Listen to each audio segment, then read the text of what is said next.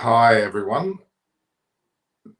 This is Norman Kochnick here on the eve, yes, the eve of the Ashes series between, of course, Australia and England.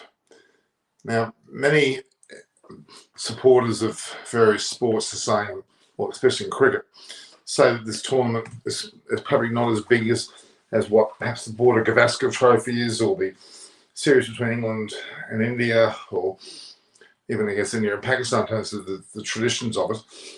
But I think the Ashes will always be paramount in the minds of cricket lovers. Now, whether you're in India, whether in Australia, obviously in England, it's got a lot of history to it, and probably has never waned from that. Even though the form of the two teams has been rather ordinary. Hi, Bram, how are you? The form of the teams has been rather ordinary. That is Australia and to a lesser extent England's form's been pretty damn good. But I think that the main issue has been around consistency of form. A lot of the players who watches Ashes, Lanka Premier League is better than love. Oh yes, Lanka Premier League, I'm afraid, leaves a lot to be desired. They probably are suffering somewhat from the lack of watching of that particular series. But obviously the Ashes series has been particularly big. The build-up, at least, we've had issues on both sides. We've had the whole Tim Payne saga and the sexting that has gone on, and then on top of that, of course, we had the whole racist slurs involved the Yorkshire Cricket Club and the way that's gone about. It's been quite devastating indeed. But I think cricket's the winner always. Now it'll come out cleaner with the situation occurring now with Pat Cummins being put into captaincy, although he tends to talk about leaning on Steve Smith and leaning on this person, leaning on that person. Well, hopefully he doesn't do too much leaning and he just takes the ball into his hand and decides what he wants to do. I think that he can certainly get advice from some of the other players, no doubt, Steve Smith. I would have thought Usman Khawaja would have been a great guy to have there for him as well. Now, he's obviously not in the 15, or in the 11 at least. We'll go through that in a minute as to who's in that 11. But yeah, it's going to be an interesting series indeed. I'm hoping most of the Indian audiences do watch it as well. There's no lack of enthusiasm there in terms of such a match. Now, we've got some 900 odd videos that I've uploaded. This is the, if I'm not wrong, it's the 313th live. So Nanda, Kishore, Karopal, in fact, neither of them deserve to win. Who's joining us? Parla was just with me a short while ago. She'll be with me soon. Chris is meant to be coming. David Graveney is definitely coming because he's just messaged me a short while ago. So I'll just actually see how David is. David is wanting to join. Aparna will also be joining in when she gets a chance to sort us all out. We've actually put a video together today as well. It's been a series of videos go up, as you would know. And yeah, there's been a fair bit of activity already on today's. Both teams have performed well below par in the recent matches, I would agree. Hi, good to see you through and there. How are you? Yeah, look, there's no doubt about it that Australia have been below par. I mean, they won the World Cup. Yes, the T20 World Cup they won was rather a shock to me. Waiting to see Chris. Yeah, I don't know what Chris Vernon actually is. I thought he would have been here. David Graveney is certainly going to come. I just wanted to see where David Graveney is.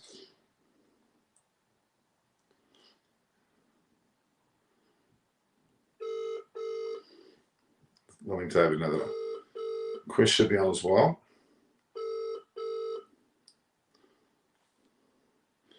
I'll see whether Chris, I hope you wake these guys up, I think. I know his dad.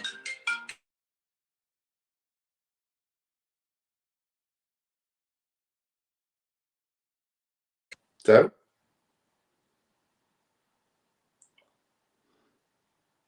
I'm on air now, David. Hello?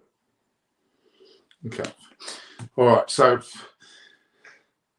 does England miss a genuine fast bowler with some serious pace like Archer? Well, Vinay, it's a good question. As you probably heard, that James Anderson's actually no longer in the team based on an injury that he has. Let's see, David might be coming on, I think. Let's wait and see whether...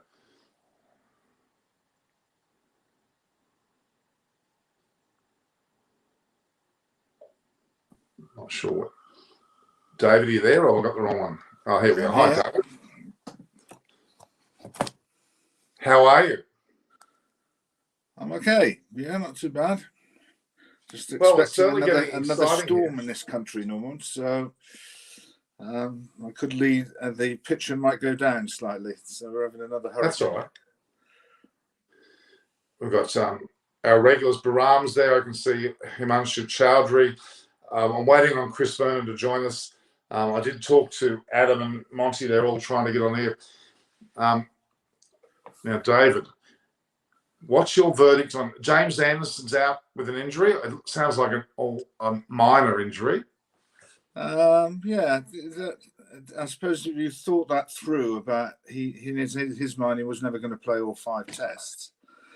No. It was quite an interesting observation, really, because the rest of the bowlers have only played white ball cricket. So, or Stuart Broad hasn't played at all. Then you've got Wood and Wokes coming back from injuries. And then, they bowl very well in the T20, but that's, 5 days is masses of overs. So, yeah, it's an interesting one. I mean, it looks as though, they did announce this. They call it a squad as such, and I posted that. You obviously saw that, didn't you? Yeah. And it's well, it's all happened since the last time I spoke to you, Norman. Yeah. Yorkshire has imploded, big style. You've got a new captain, and my predictions of Kane Williams's elbow injury proved to be right. Absolutely. A lot more serious.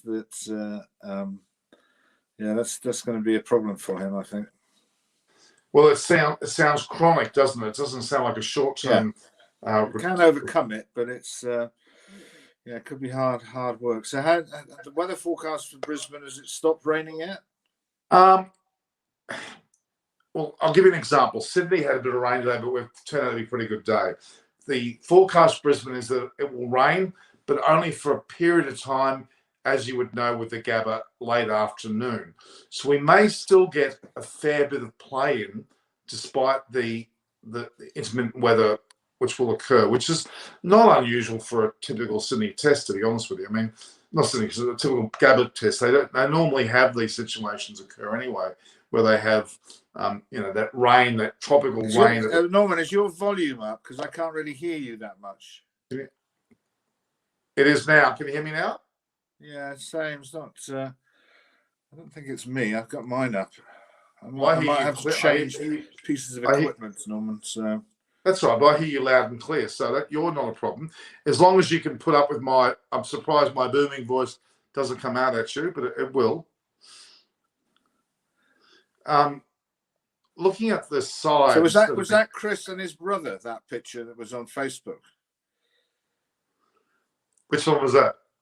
Well, it had some rather loud trousers on. We looked very smart. That was the one with Matthew Hayden.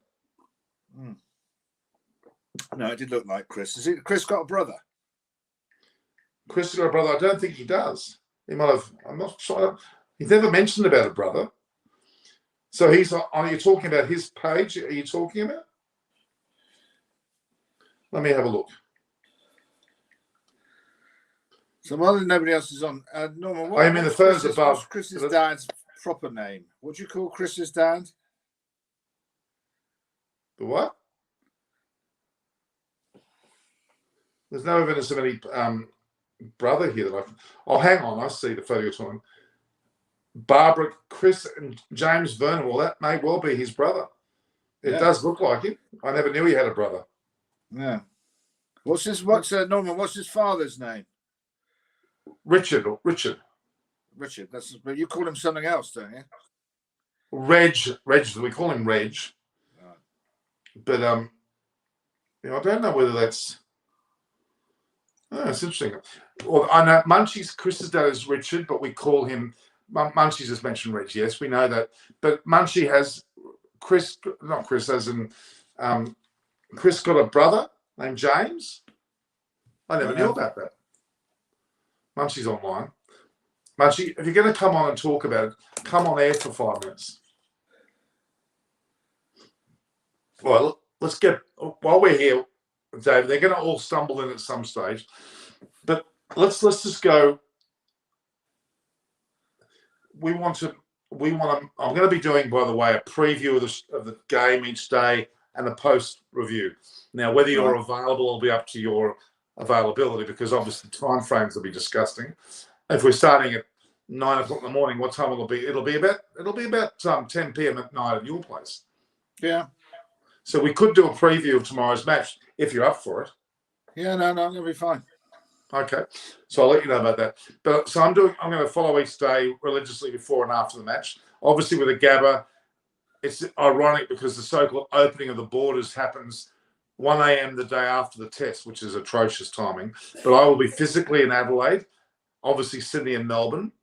Now, the 5th test, as you probably have heard, is actually no longer in Perth, and they're saying that Hobart's the logical decision based on the fact that they meant to play Afghanistan early in the year. The Australians won't agree to another day-night test match. That's like shooting themselves in the foot doing that. So, well, there's some talk that Sydney's putting in a massive bid, which means financially, to host the 5th test match as a day-nighter. And Melbourne may be in the same boat. So if Cricket Australia have actually told them those 3, I think there's 4 grounds. There's Blundstone Arena, which is in Hobart, MCG, SCG, and also Manuka Oval in Canberra are all meant to be in the process of being thought of. And if that's the case, then they're going to put in bids. Now, a bid usually involves money, I would assume. So if that's the case, we could see a situation where, that we could have a match not in Hobart, but in Sydney or Melbourne. So that's going to be interesting to see whether that's what they're going to make that decision on, because it really rightfully should be based on location and not on anything like certainly not on the basis of the money alone. But it looks as though that's part of the issue. England tried to do that a few years ago. It was an Ashes series where Durham had a test match at the end of the series, and they were all sealed bids, so it nearly broke the club completely. So what happened in the end there?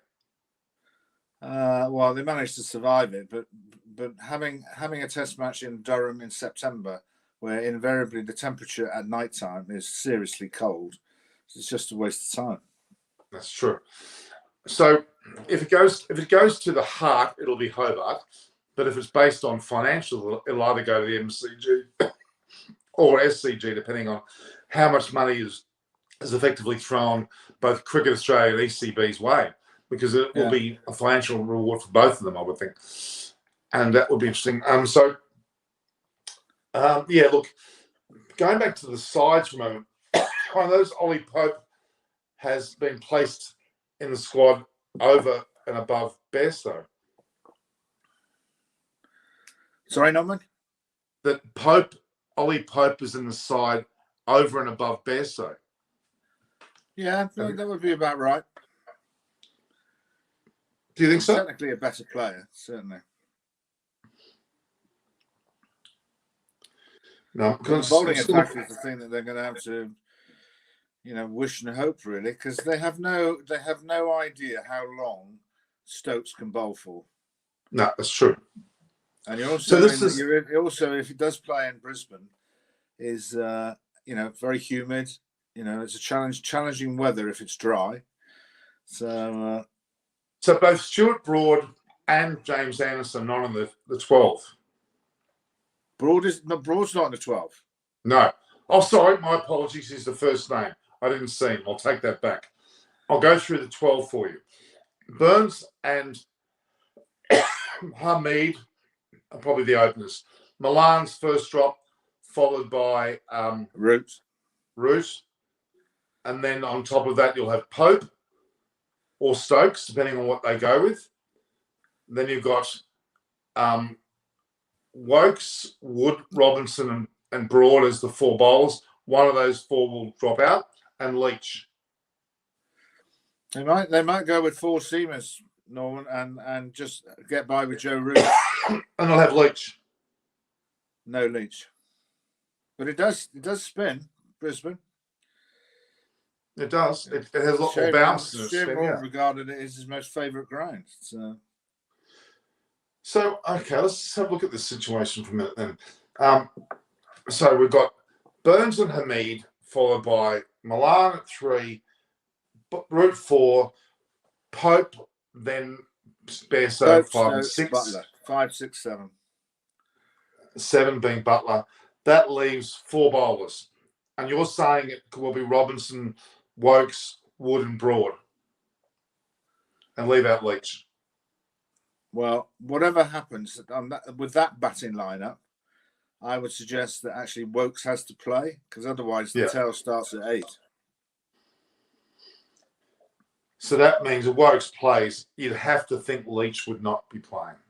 I would argue. I would estimate that, but Wood's got some injury concerns, or always does have. So Wood has to play in a 5-man attack.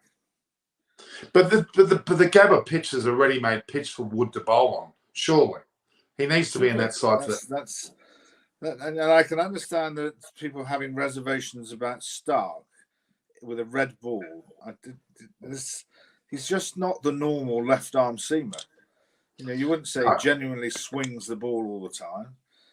You wouldn't say that actually, he's going to be. It's just not very consistent, actually. I think his success at white ball is the fact that he's inconsistent. That's a good way of putting it. Actually, you can't line him up.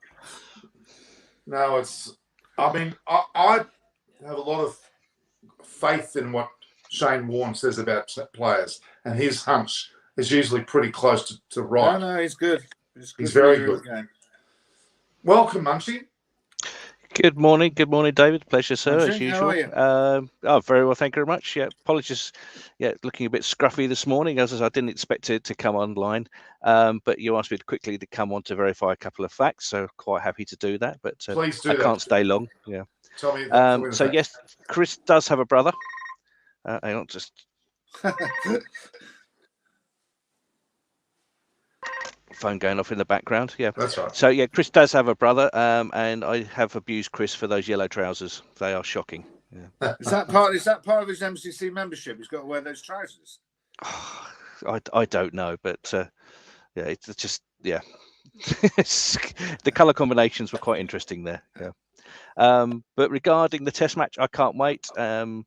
And I think you made the comment there, David, about if they go to Hobart and keep with the pink balls. I completely agree with you. You're playing into England's hands.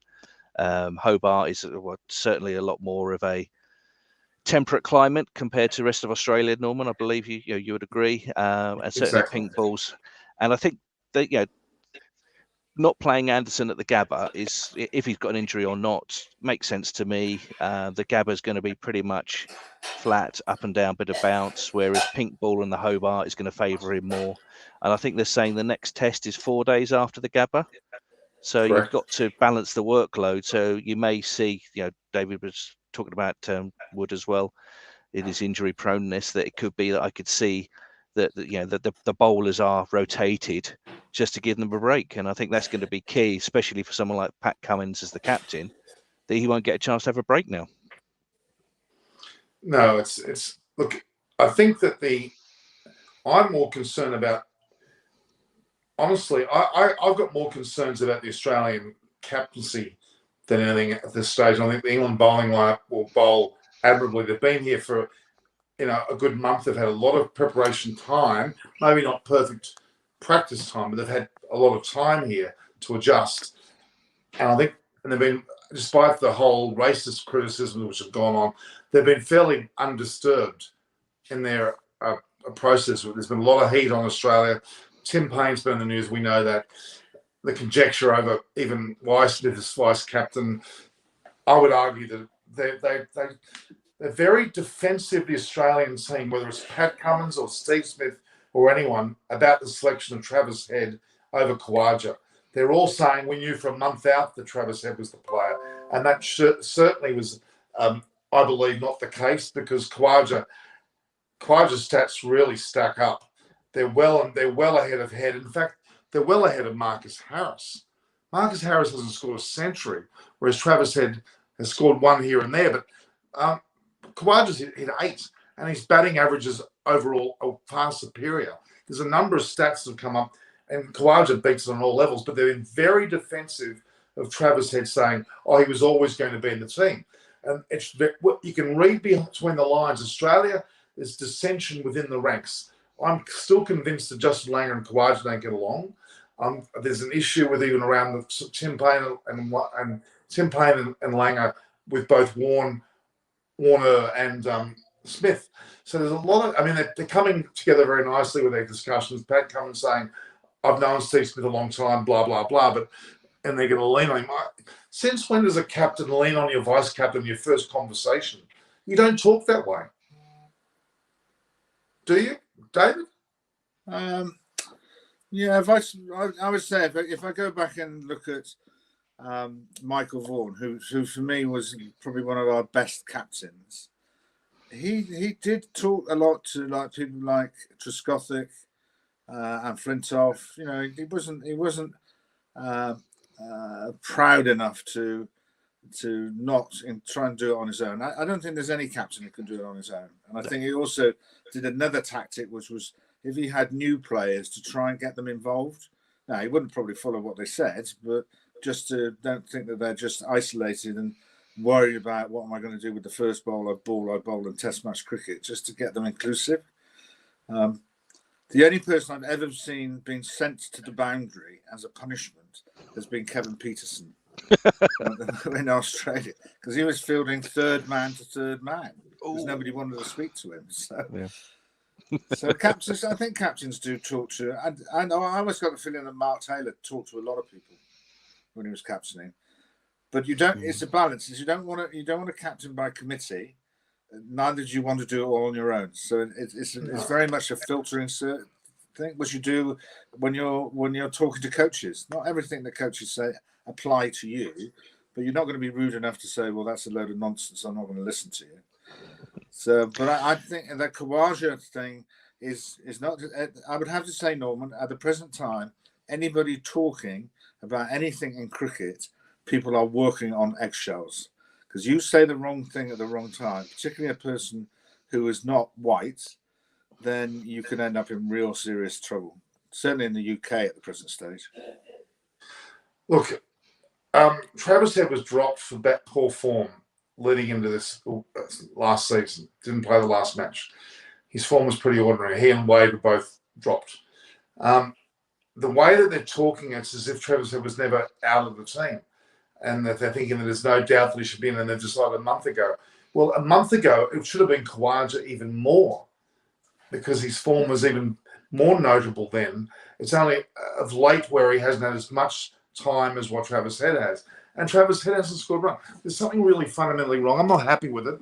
But anyway, we'll have to let that be. We'll have to see, Norman. If Travis Head starts getting bad results, obviously the pressure's going to be hugely on him when he comes out to bat. And I'm sure the England team will let him know when he comes out to bat. And of course, if he doesn't perform, is he then retained in the side? And to see what happens after that. And if Khawaja still doesn't get it, then you can clearly see that there is some sort of conflict within the Australian squad. Yeah, exactly. The fact is that Khawaja demanded to be back in the squad because of his scores were enormous. Captain Queensland to win the Sheffield Shield, has done everything possible. He's played 44 tests, scored 8 centuries. He's demanded to be back in the squad at the very least. That's what's happened. Alex Carey, if Tim Payne had played this series, Josh English would have been the number 2 keeper, given a bit more time. But Alex Carey can be very thankful that Payne dropped out early in the series to give him the first opportunity to play. And now it's interesting, we've got so many left-handers. We've got Marcus Harris, Warner, we've got, well, not Khawaja at the moment, but Travis Head. We've got Alex Carey. They're all left-handers. It's going to be interesting how the likes of Stuart Broad, he loves that angle of bowling, doesn't he? So Hence, he should be in the forefront of that bowling style and attack. Well, it used to be the other way around, Norman. When Cook and Strauss destroyed Australia, it's because the Australians couldn't bowl to left-handers. They set themselves up to bowl fourth stump to a right-hander, moving the ball away, and it's hard. When Jimmy first started to play for England, he had the same problem. We played South Africa, and Graham Smith got 2 double hundreds because he just found it very difficult to find the right line. And actually, now he's actually, though obviously he's not playing in the game, he has become an incredible bowler to a left-handed bowl to batsman. Broad, Warner must have nightmares about Broad because he is a walking wicket. Hugely. He's better off running down the wicket, trying to hit him over the top, really. He'd have more success doing that. Can I go back to the comment about the captains? Because it's just a question for David. Certainly, as an opening bowler, the one thing I loved to do was after I bowled my opening 6 balls as such, was then go and hide down at fine leg or third man and have a rest while my teammate was doing it at the other end. Cummins is not going to have that luxury. He's not going to be able to hide on the pitch as a bowler.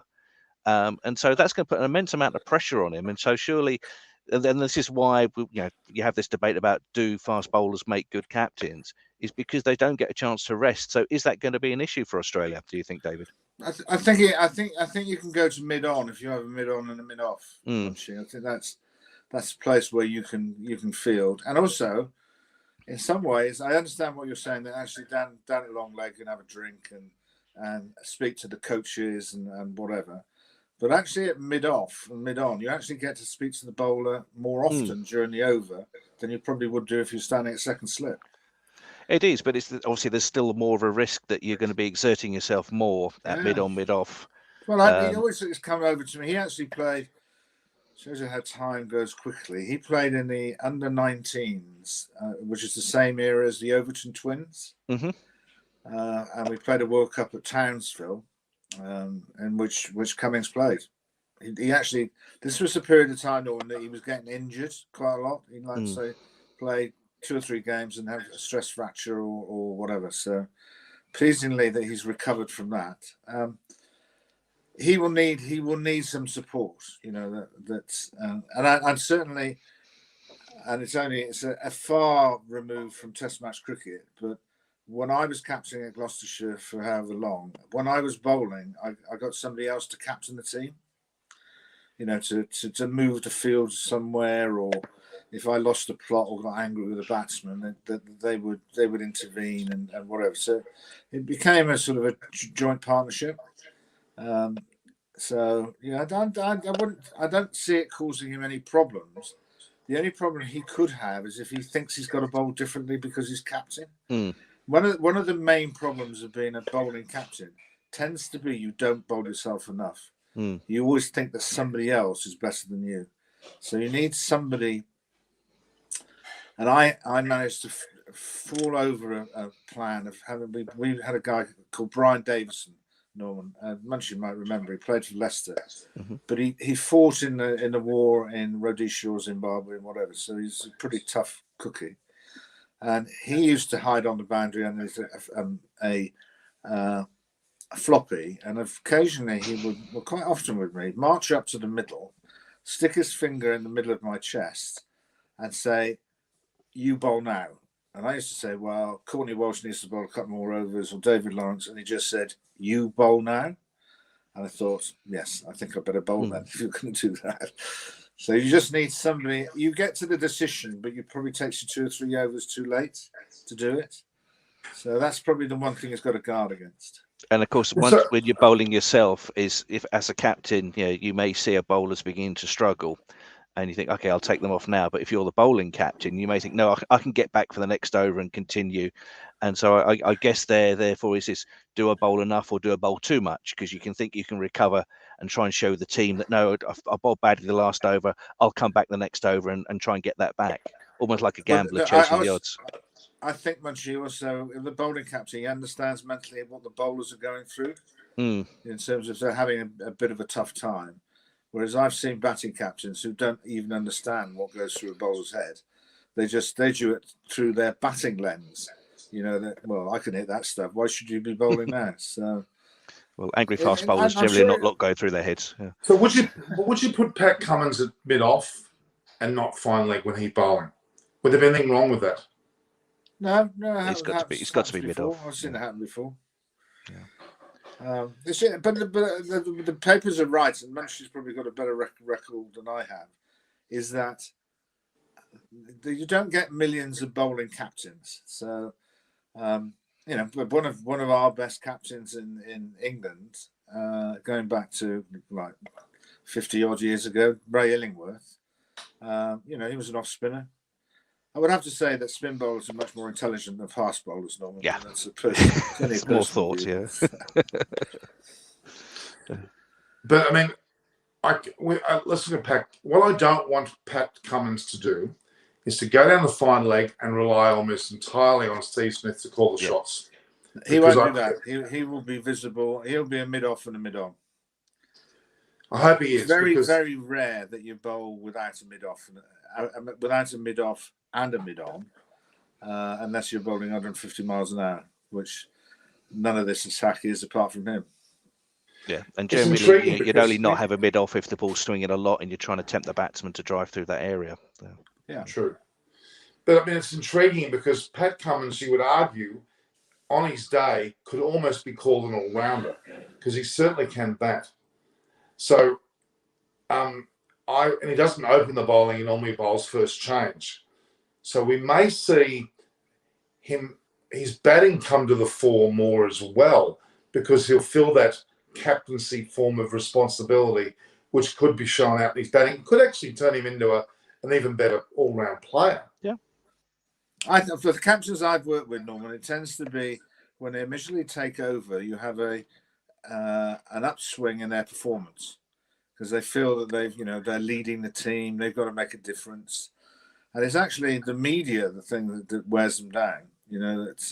If the team doesn't do very well, you have to be lined up in front of the media, and it can get hard work doing that, particularly if you're an England captain. Especially with our media. Let's just take a step back and look at Pat Cummins as a captain leading up to this Test match. They're saying he was an admirable vice captain. I would argue he didn't do a hell of a lot, but that's just my thoughts. I didn't see much evidence of his vice captaincy at Test level. On a state level, he came in and I think he was captain for one or two short form matches for New South Wales. But besides that, his captaincy his captaincy's cupboard is bare. Okay, so he's not renowned for being a captain at other levels.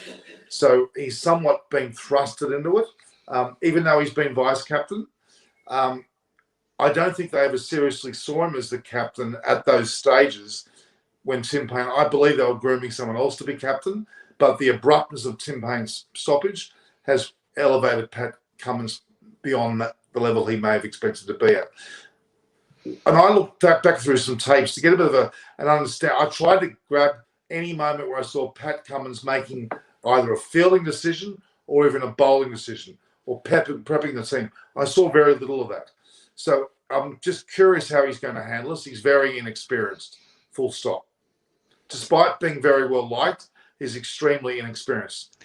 Even more inexperienced than Labuschagne, who hasn't bloody all captained anyone. So, but I'd also say, if we go back, Norman, is someone like Graham Smith, when he came in to be the South African captain, was 21, and everyone thought, well, who's he? We'll see. Yeah, I think that's the only thing we can only see what happens. I wish Pat well. Obviously not too well, being an Englishman, but you don't want to see anyone fail abysmally at the job, and I'm sure it's going to be very tough. And I think what will happen is, I think the Australian crowd, perhaps you can correct us, please, Norman, is I think the crowd will be very forgiving of Pat Cummins because he's been thrust in this position because of what's happened with Steve Smith and Tim Paine in the past. And, Pat Cummins is really there almost by default in that role. But obviously, time will tell to see what happens now. It's all going to kick off tomorrow. It's 12:30. I've got to jump off to another meeting. So pleasure. Hopefully we'll get on through the next few games. David, a pleasure, sir. Baram, everyone, Simath, take care of yourselves and look forward to what is the best cricket series in the world. See you over the next coming months. Cheers then, guys. Bye. When my prediction of a 3-1 victory comes to fruition. So you're saying 3-1. David, honestly, now that Perth is no longer in the frame, which I expected Australia to win there, I actually think it's going to be 2-2, and depending on where that 5th test will be played will be the decider. I'm seeing Brisbane is going Australia's way, but I'm seeing Adelaide going England's way, especially if James Anderson bowls under the lights of night. I think that they'll be, and David, I think Marcus Lawrence, as in Bunchy's just said, he's going for 2-2. But I actually am concerned about it's whoppingly in England's favour the last test if it goes to Hobart or even Sydney or Melbourne. It's a big advantage for England. Yeah, well, it's and with the amount of rain there's been, Norman, I don't see the Gabba playing like the normal Gabba wicket. No. It's got to be a slower wicket than it normally is. So in a stroke, Australia might have lost their 2 pacey wickets that they need, which has always undermined the English batsmen just by the amount of bounce and pace more than anything else. Absolutely, it's intriguing because I call the Brisbane wicket now gluggy. It'll stick, and it won't come onto the batters freely. There'll be a fair bit of bounce, but it'll be more tennis ball bounce. It'll be a rather hit the ground and catch and then go up. But the Australian bowlers have always been better to know what length to bowl on bouncy wickets. True. The English seamers tend to get a bit carried away by the bounce, and the Australian batsmen are brought up on wickets where you can leave on length, because it's invariably not going to hit the stumps, so they just let it go. So. I hope England don't go. I hope they go without Leach and the team, and they have the 5 bowlers, including Stokes, and just really attack Australian batsmen with some, good fast bowling. Ollie Robinson could come into his own here. He could be as valuable as any other bowler on the side. I think he's a very good foil. I think we could have some fireworks with him. He's a great bowler. Yeah, no, it'd be good. Very good.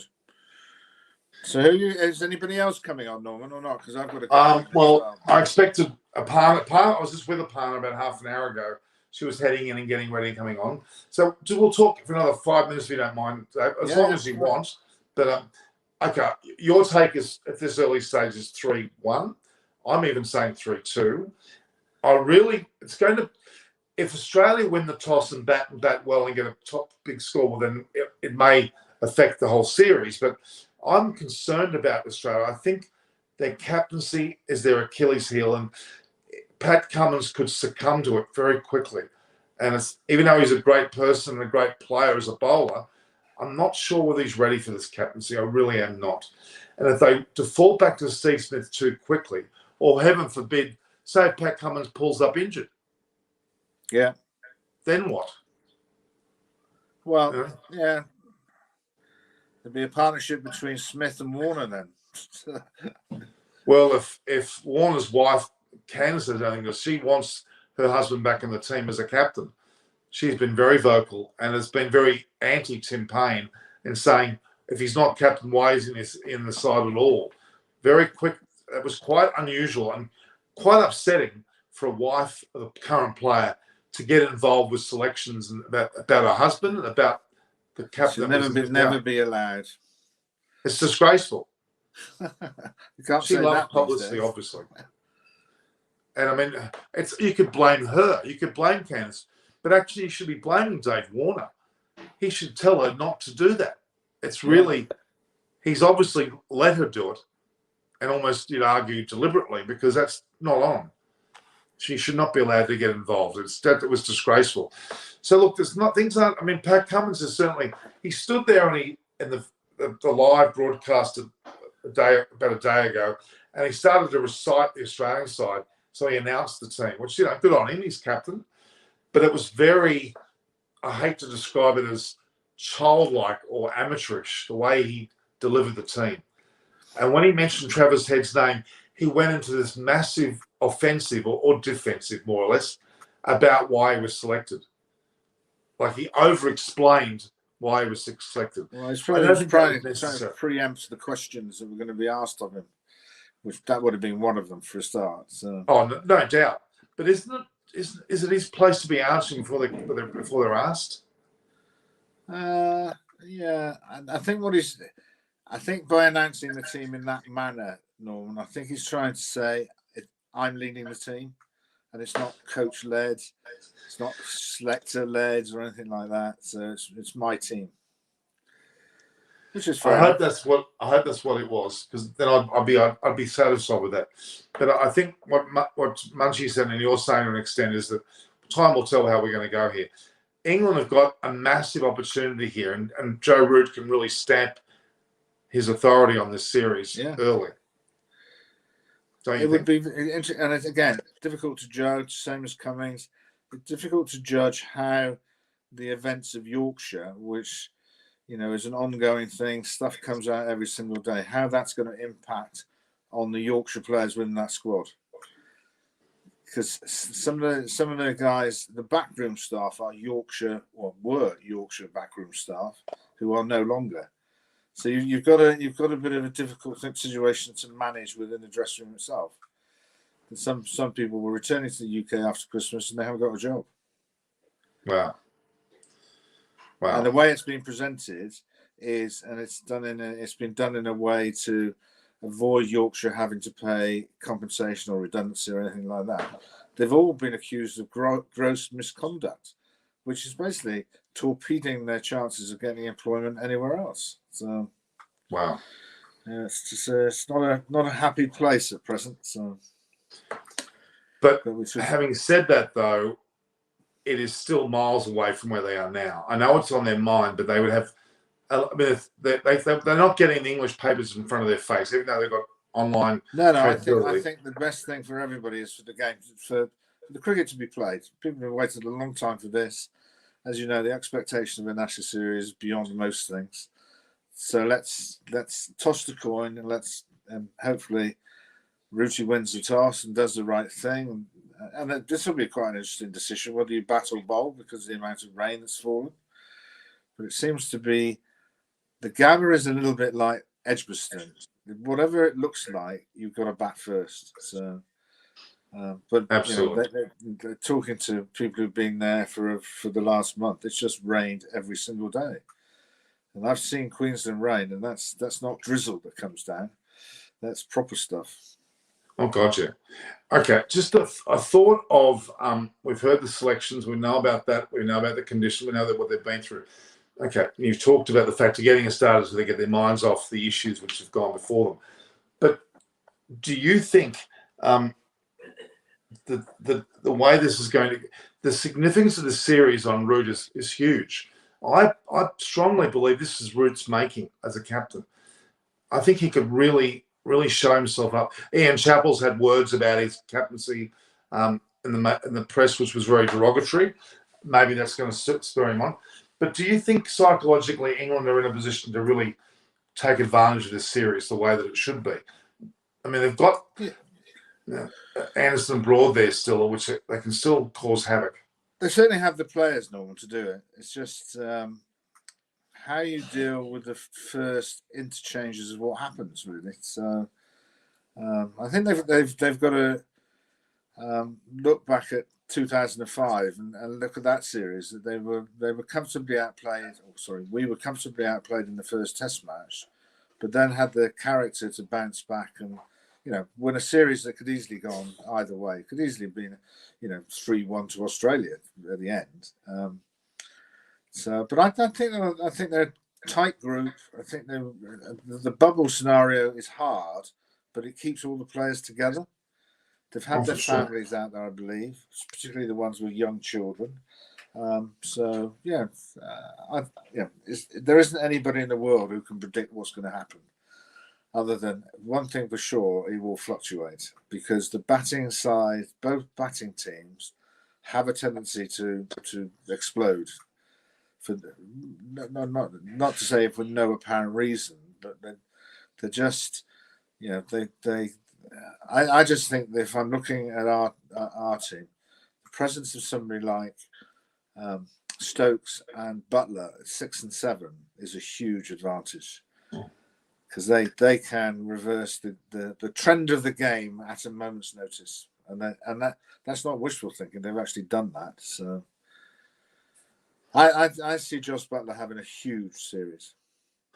I agree. So do you see Bairstow if he backs himself to play the way he played in the T20s, to be ultra aggressive, bit like Gilchrist, that type of once you get in, I'm not saying from ball one. So yeah, I think it'll be fine. So what about Ollie Pope? Ollie Pope discussed about his being the youngest or one of the youngest in the team and being somewhat inexperienced, but he did talk in terms of the squad's been together for some time now. What do you think of Ollie Pope? What's your thoughts on him? I know Ollie. I know his parents really well. He went to Cranley School in England, which has produced a number of players. Surrey's a big county. They've got lots of expectation in terms of them. Plays on a good wicket, so he's perfected a really good technique. I think it'd be really good. I think he will take to Australian pitches. They are more suited to him than English wickets, actually. It's interesting because you've got James Vince floating around in the BBL. You've got even the likes of there's quite a few England players that are floating around. Even I saw Chris Jordan there. And I'm not saying that they're Test players, but I rather like them being here because it adds to the, there's millions of them because the Lions. There's another group of young English players are here, so that they have a few. And James Vince, I think I'm a great fan of James Vince.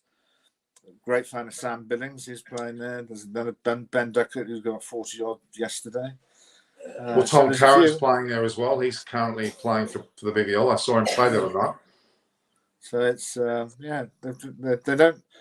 In past series and past decades, once you had an injury, it was difficult to find anybody to replace them because it took so long to get them out there.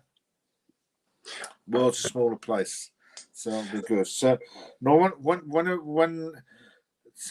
we start, are you not doing? Are you doing a preview tonight? No, this is the preview of the series. The preview of the match will happen maybe about an hour and a half before the match starts. So that will be, my God, that'll be fairly late at night your time. Don't forget you're 11 hours behind. Yeah. So if that could well start around 9:30 or thereabouts, maybe 10. That's fine. I mean that. So just send the link as an email, Norman. I will. I will send the email link. Jimmy Maxwell said he's going to try and join as well. I've got a few others coming up. It's a more palatable time for us, of course, in Australia, but. I'm particularly interested in this. I think this is going to be a bigger series than most people realize. I think we expect 05 to be one of the ones you can never knock down. But I think I'll be amazed if one side dominates the whole way through. I see it fluctuating session by session. And that's, I think, how the dressing rooms approach us. Try and win just the session in front of us. If you win 3 in a row, you're getting into a stronger position. So, I actually think this series will be extremely close.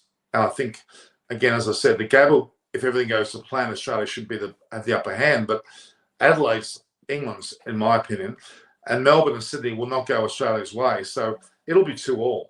And depending on where that 5th test goes, my God, if it's Hobart. I mean, the last time we played there with any seriousness, we had Gilchrist and Langer all batting fantastically well to win a match. It's going to be interesting. It's going to be extremely close. The fact that Perth's out of the equation definitely goes England's way. Hugely. It'll be an exciting series. So I'll speak to you later on, Norman. All right. I'll wake you. You wake me up or I'll wake you up. Whatever. We'll work something out. Thanks, David. You're much cherished coming on. Yes, everyone. I'm waiting on some more guests coming on. David Graveney, in case you're not aware of who he is, he was the chairman of selectors of the England squad for over 10 years. He selected most of the champions that won in the 05 series. He has a great deal of great knowledge. He's talked highly of Ollie Pope being in the side.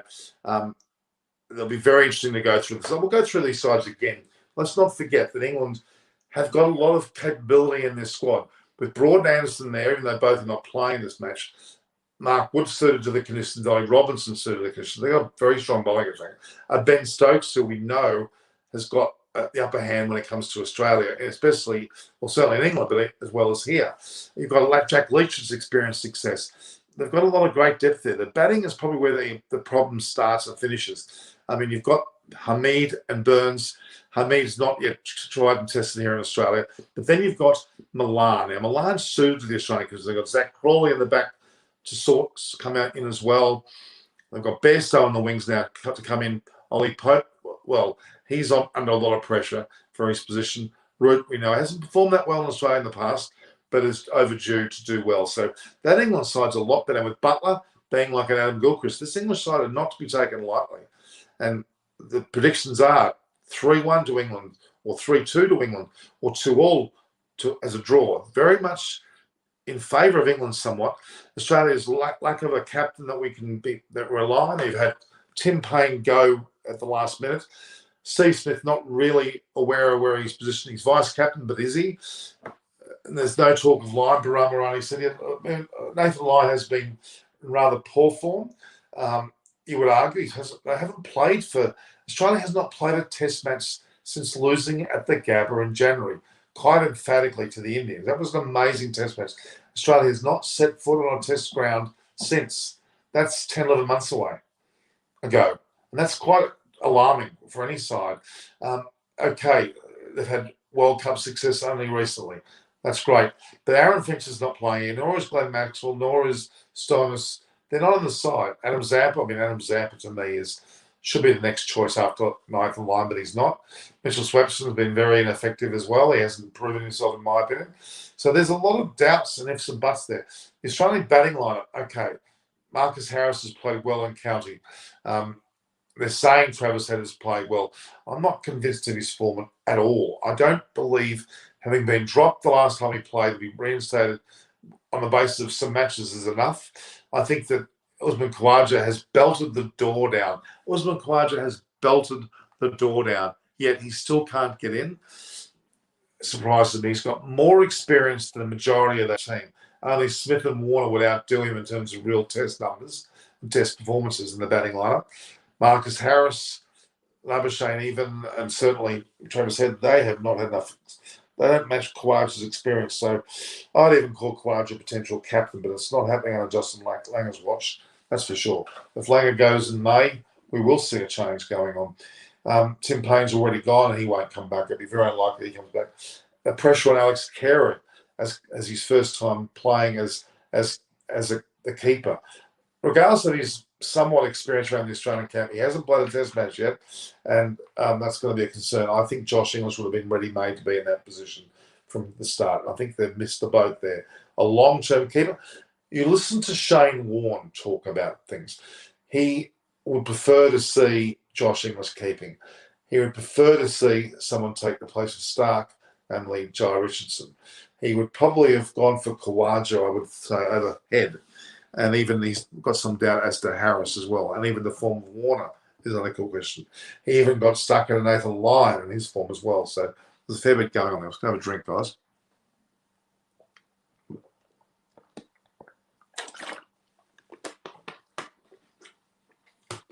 There's a lot to be said about this whole series. This is an Ashes series. Should still be said as the pinnacle of Test cricket, despite the fact that we had a 1-versus-2 series in India a few days ago, and India emphatically beat New Zealand, despite not having Williamson. They were trounced. Ajaz Patel certainly bowled well. He took some 14 wickets, deserved his efforts. Rachin Ravindra was quite sound as well. But overall, New Zealand batting was woeful. Ross Taylor didn't stand up. He should have been more dominant than he was. Dropped a lot of catches. New Zealand did too. But India played particularly well. The bowling of Ravichandran Ashwin, my God, he's already knocking on the door of the top 10 bowlers in the world. He's going to surpass Kapil Dev and be the second most highest wicket taker for India. He only has to knock off Kumble at some stage, maybe further down the track, and that'll be the case. India, Akshar Patel bowled well. Even this giant Yadav, the new bowler, or relative new bowler, bowled very, very well. India looked particularly strong. A truckload of young batsmen, Gill, Agarwal, and Shreyas Iyer, magnificent. Rahani's out the door. Ishan Sharma's probably out the door. Rohit Sharma will come back with Rahul. And obviously, Kohli needs to get some runs here and there. But his captaincy's been brilliant. He's been involved with more than 50 successful wins, either as captain or player, in the long format, the T20 and ODI format. The fact that Perth will get, and that's my situation, my thoughts on that. I think that India are definitely number one in the world, without a doubt. New Zealand deservedly were first because of the World Test Championship, but now are placed second. Then from there we get interesting. Is it Australia and England are third and fourth? You would argue that's the case.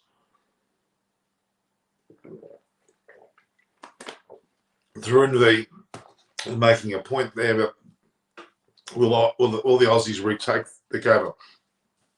If ever there was a motivational point for the Australian team, if ever Langer needed a motivational discussion, and in particular Pat Cummins as captain now, and even to a lesser extent Steve Smith, shouldn't they use that as they got smacked handsomely by the Indian team with Rishabh Pant to the fore at the Gabba, and it leads you down the track that Australia will be ruining that decision to play the Gabba Test last when the conditions weren't at their best.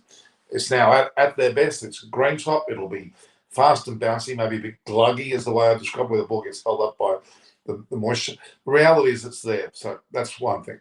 Let's just turn our mind just for a second to the India versus South African series, which has been delayed and postponed somewhat. I think the first test match now is on the 26th of December, as opposed to a date mid-December. So that'll coincide with the third test. Australia will be the Boxing Day test. So they'll have 3 tests in South Africa, followed by 3 ODIs. And there were meant to be 4 T20s. They're not happening. So that's pushed things back a bit there. Marcus Harris is like Shubman Gill, gets 40s and 50 and then out. I would agree with that. Marcus Harris has not scored a century. How could you leave out a batsman from the Australian team who has scored 8 centuries? Can you explain it to me? Pat Cummins was very, and Steve Smith were very, very clear today. They both said that, oh no, we had the team picked a month ago. That's not the impression I got from either Langer or from George Bailey. But that's what they're saying, that the team was, and even George Bailey was quite confident saying one of the batsmen, other the 2 batsmen is ahead. Well, I defy how you could say Travis Head was ahead of. Tell me how Travis Head was ahead of Usman Khawaja, and more so ahead of even Marcus Harris. Statistically, Marcus Harris is nowhere near what Usman Khawaja has done for some time at all. He's played a number of tests now, Marcus Harris hasn't scored a century. Khawaja scored 8. Batting averages are good in all formats. Captain the Queensland side to win the South Africa Seal. What more credentials do you want? Okay, Travis had got a few big scores earlier on in the year, but he hasn't really been pressing big at the last stages of the last few matches. In fact, Khawaja very nicely gave up his batting to allow the team to declare at some point one of his Shield matches. So realistically, the selection is bewildering. It's only for 2 tests.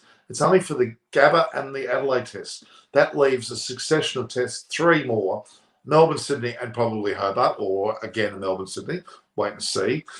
And then one of them maybe a day night or a second day night. If that's the case, 3 of those matches will be in grounds that really deserve a better batting lineup. Now, Travis Head's under enormous pressure. If he does not perform the first 6 matches, you have to bring Khawaja in. Marcus Harris doesn't perform. Khawaja also should be opted for. It's intriguing to see what actually happens there. We know that Labuschagne and Smith are pretty good for it, and Warner normally would perform, but a lot of pressure on those 3 as well.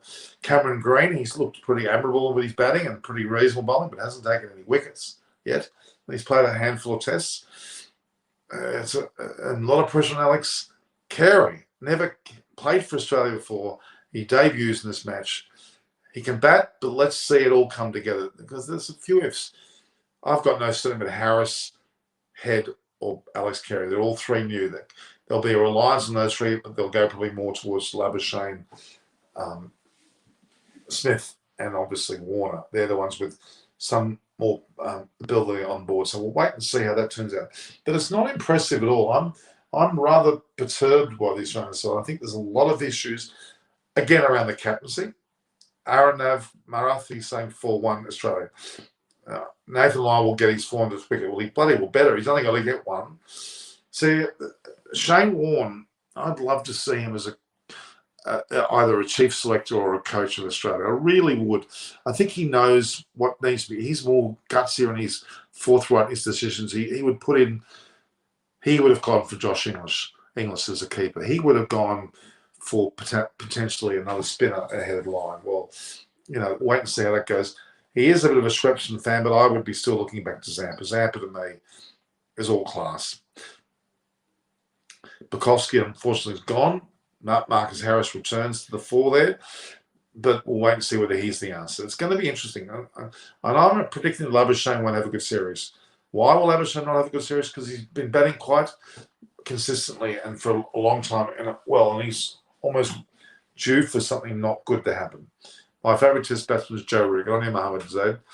England are really in it. What about the battle between Root and Cummins? That'll be interesting because they're captains. I think Cummins has to be at mid-off or mid-on, preferably mid-off. He has to be close to the bowler. He needs to be in earshot of the whole game. He cannot be down at fine leg.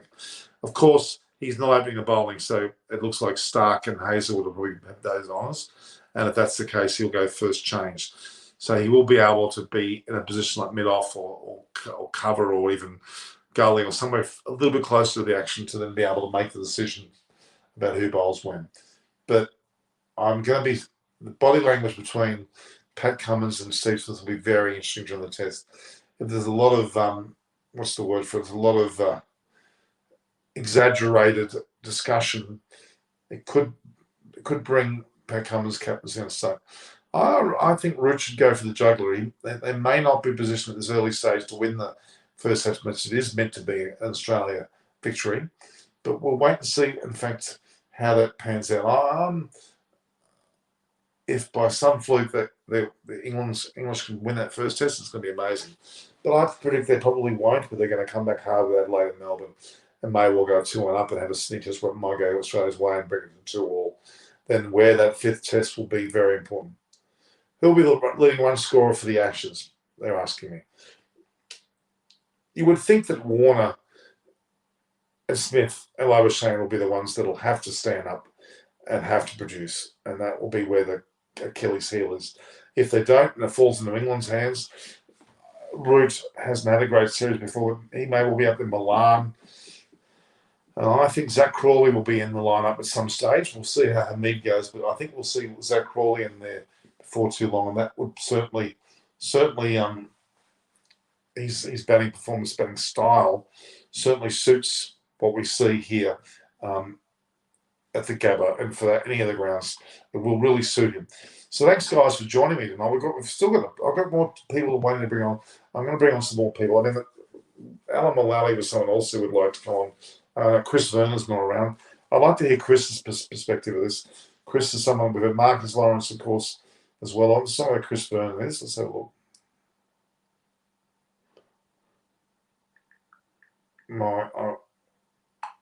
I'm on TV. I'm just letting the captain of Malaysia, Winifred Durasame, know where I am. She is asking how I am. So, lovely girl that she is. PKMKB forever. PKMKB forever. Let me explain that one to him. Would you prefer Head or Khawaja? Lachlan Brodie, I would, without a shadow of a doubt, have gone for Khawaja. His experience, especially in Australian pitches, he's been particularly good. I think he's a better prospect. They were talking about age being relevant, that Travis said is somewhat younger. Well, I don't think that's relevant. I think it's relevant who's the best player to play. Zampa's another person who's not been even getting any consideration. He works his charm when it comes to playing the short form. I'd have Zampa in there.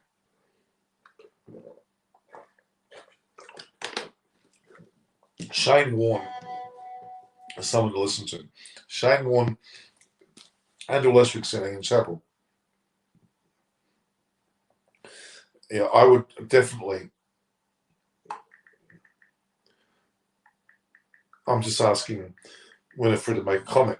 Okay. I've got a question here from Joshi.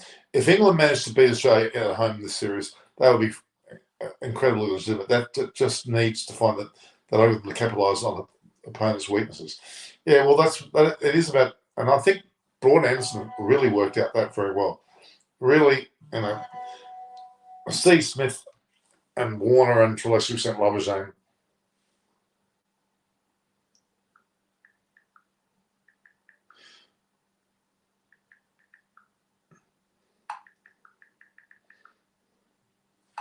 I'd say that you have to suggest that the Warner, Smith, Labuschagne trio will be very, very important.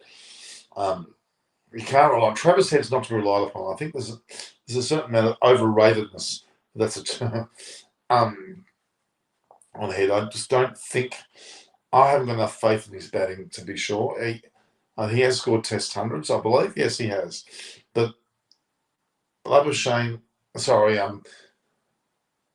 Khawaja scored 8 centuries. Not 1 or 2 or 3, but 8. 44 matches. He was always impressive for me. I think there's a lot more to be said about Khawaja in the series. I really think that we're going to see a lot more of that man. And I think he's going to be very, very important. I'm going to try and get a partner on. A partner should be. She promised me she's going to Mitch Swepson or Nathan Lyon. Lachlan Brown. Lyon still stays in there, but Swepson could be usurped by Zampa. I would like to see that happen.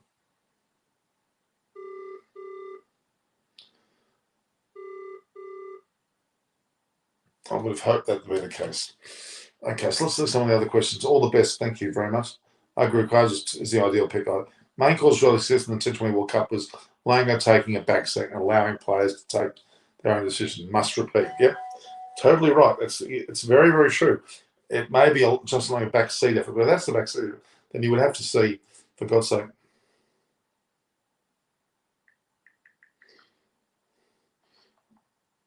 he.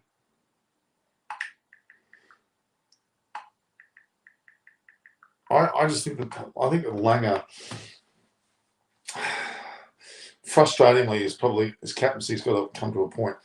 Zampa is a good choice, I think so. Prediction, please. I've been talking predictions for quite a while now. Okay, the Gabba, because of the wicket that it is, the fact that Sean Abbott debuting, Sean Abbott's not debuting. He's still not quite there. Realistically, the Gabba should be called a fortress for Australia as a first test. Under the conditions of the bowling early on, it'll be much faster, much more bouncing.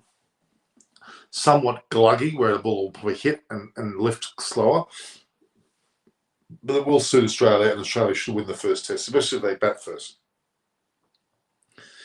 But of course, no Anderson there is disappointment, but I think Anderson could well be kept for the Adelaide test and beyond, and could become very important. The first test, they can probably get away with having Wood, Robinson, and Broad. And Broad's going to be huge. Broad should open the bowling and take on Warner very early. Very, very early. Should be the case. And if that is the case, it'll be quite a masterstroke. But yeah, I'm still predicting Australia to win the first test.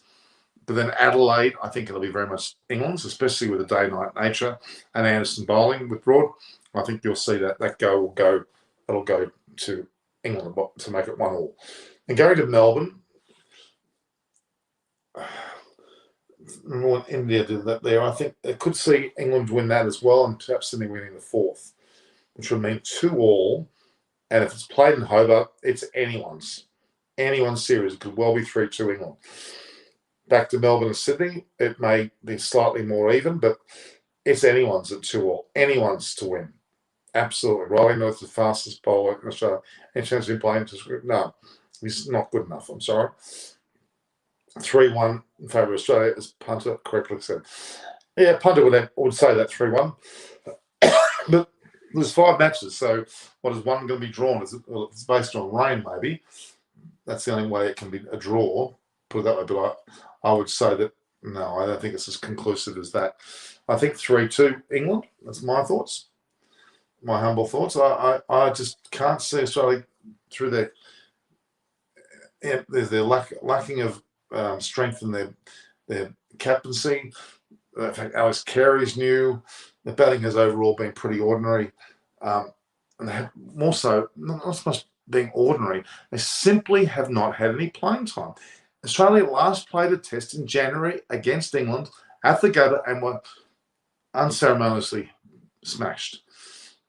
So that tells me That's the last Test match they got. The South African tour was called off. They didn't play anything over the summer season in Europe or England. They prepared for the World Cup. They played some atrocious matches against West Indies and Bangladesh away, and they didn't play any Test cricket at all. The South African tour was called off. Whereas England have played a lot of Test cricket, especially against India. And they've had a lot of opportunities. The World Test Championship was around the corner as well. They weren't involved with it, but they certainly have had a lot of exposure. England are a lot more battle hardened than Australia are, and they came in pretty early, so they're acclimatised quite well. Look, there's a lot of positives to be made from this situation. Indeed, I don't think there's no issues at all with the England preparation. Weather in Brisbane at this stage is pretty poor, but maybe like a mid-afternoon squall, as they would call. So, but play is also due to be played every day. You want to have Australia's dominance and test again. Well, they're going to have to do that when they get a steady enough captain. They haven't got a steady enough captain yet, so they're going to worry about that next. It's a big issue for Australia. Here's the captaincy. There's no doubt. Chet on Sable says Aussie will win 5-0. That's not going to happen. I categorically don't think that's going to happen. I think there's very little chance of Australia winning 5-0. What can be the possible reason for Anderson not? It's just simply injury. He has got a niggle and they want to rest him. Probably best to rest him early and we'll have him come up in with a late crescendo. He's probably more needed in Adelaide, Melbourne and Sydney than he is in Brisbane. They've got the likes of Wood and Robinson there to take more of a toll there. Crowd certainly is allowed. Yep, as far as I'm aware, it's full capacity crowd, especially in Queensland. In Adelaide, it's pretty much close to that now. Melbourne and Sydney will be pretty much that way anyway. I think it might be seated rather than standing, but that's all right.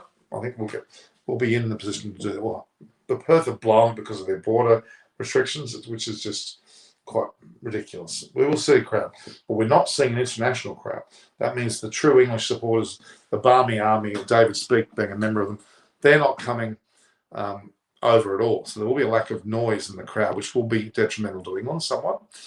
Player of the series, Smith or Root, maybe Cummins, the captaincy is maybe the important part of it.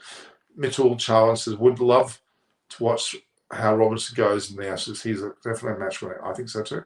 What is playing both teams? Well, they emphatic. I did talk about that already. The Australian side will repeat that. Looks like Harris is going to open with Warner, followed by number 3 will be Labuschagne, 4 Root, 5 will be Head, 6 will be Green, 7 will be Alex Carey in his debut, and the bowlers of Cummins, Stark, Hazelwood, Lyon, or thereabouts. That's your 11. The Australian side. The England side is a 12-man team with probably one player to leave out, but they're going to probably open with Hamid Burns, followed by Milan, Root at number 4. 5 will be probably, I'm going to guess and say Stokes or Pope at 6. And then 7 will be Butler. Then the bowling comes into play. Leaving Leach out for the moment. They may go with the quartet of Robinson, Broad, Wood and Wokes. With, of course, as I said, the other bowler being Ben Stokes is in the batting line, which I've mentioned. So there's your 2 teams. Play the series 2 on the call. Yeah, it is. Where is Matthew Wade? Matthew Wade's not a test player. He was dropped some time ago. They've got other keepers. They've got 2 or 3 keepers in line above him.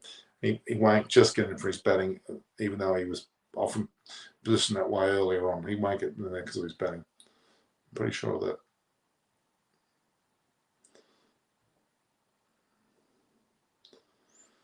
Very, very, very interesting series indeed. Okay. Where is Matthew? Okay. Will the point from Ashes be counted in the world? Of course they will be. They're part of the World Test Championship without a doubt. No doubt. But the way India and New Zealand playing, you would argue that India would beat these 2 sides, and they have beaten England already, and certainly beaten Australia. So that would see India one through. New Zealand, they have to get Williamson back pretty soon to be sure of that. Who will win the series? I'm still thinking England just because of the change from Perth to an East Coast location. I don't think Sark can be effective. He's out of form where he has been. They're saying he's bowling well on the nets. They're defending him profusely there of his bowling the nets, but I'm not exactly sure. What do you think about Stark? He had a horrific bad World Cup. Very poor situation indeed for his performances. They were well below par, and a scoreline prediction for this. Abhishek Singh wants to know for this particular Test match. Well, Australia, if they win and toss and bat first, will be getting a 300 plus scorecard. England should get close to that, and then Australia will bat again. Depending on elections, will get 250 odd, and leave England with a 250 to 300 total, which will make it quite difficult. And it may be very close, but I think you may just see Australia snuck in. But England will take a lot out of that. So the day has finally arrived. Glad to see new captain Pat Cummins. Seems a very nice person. He certainly is, and I wish him the best. I said, don't want to talk or predict results, but need some tight matches. We will get that, don't worry. I think also England team will win. I think so too. Warner back to his best. Well, he looked pretty good in the short format, but this is Test cricket, mind you. And he himself will be the first person to say that, no, that won't be that easy to imagine. So, no, I've got a lot of faith in Warner, but he's got to stop mucking around with the captaincy discussions. Stark little change of action might cost him. Yeah. We all in India are so excited to watch this. I'll have a preview show before the match tomorrow morning, which will be very early in Indian time. But we'll see how we go. What do you think about Nathan Lyon? Nathan Lyon still worthy of his position. Stark little change of action might be costing. Yeah, I think it might throw him. We talked about it before. But no, I think Nathan Lyon's still up there. He'll get his 400 Test cricket. Test cricket is real cricket, exactly. Less sledging can definitely help Australia to win the series. Well, the sledging won't be coming from the English crowd. The Birmingham are not going to be there. They're certainly lacking in numbers, and that's not their fault. It was just being restricted just purely because of COVID. Do you think it'll miss Archer, or will it not make it?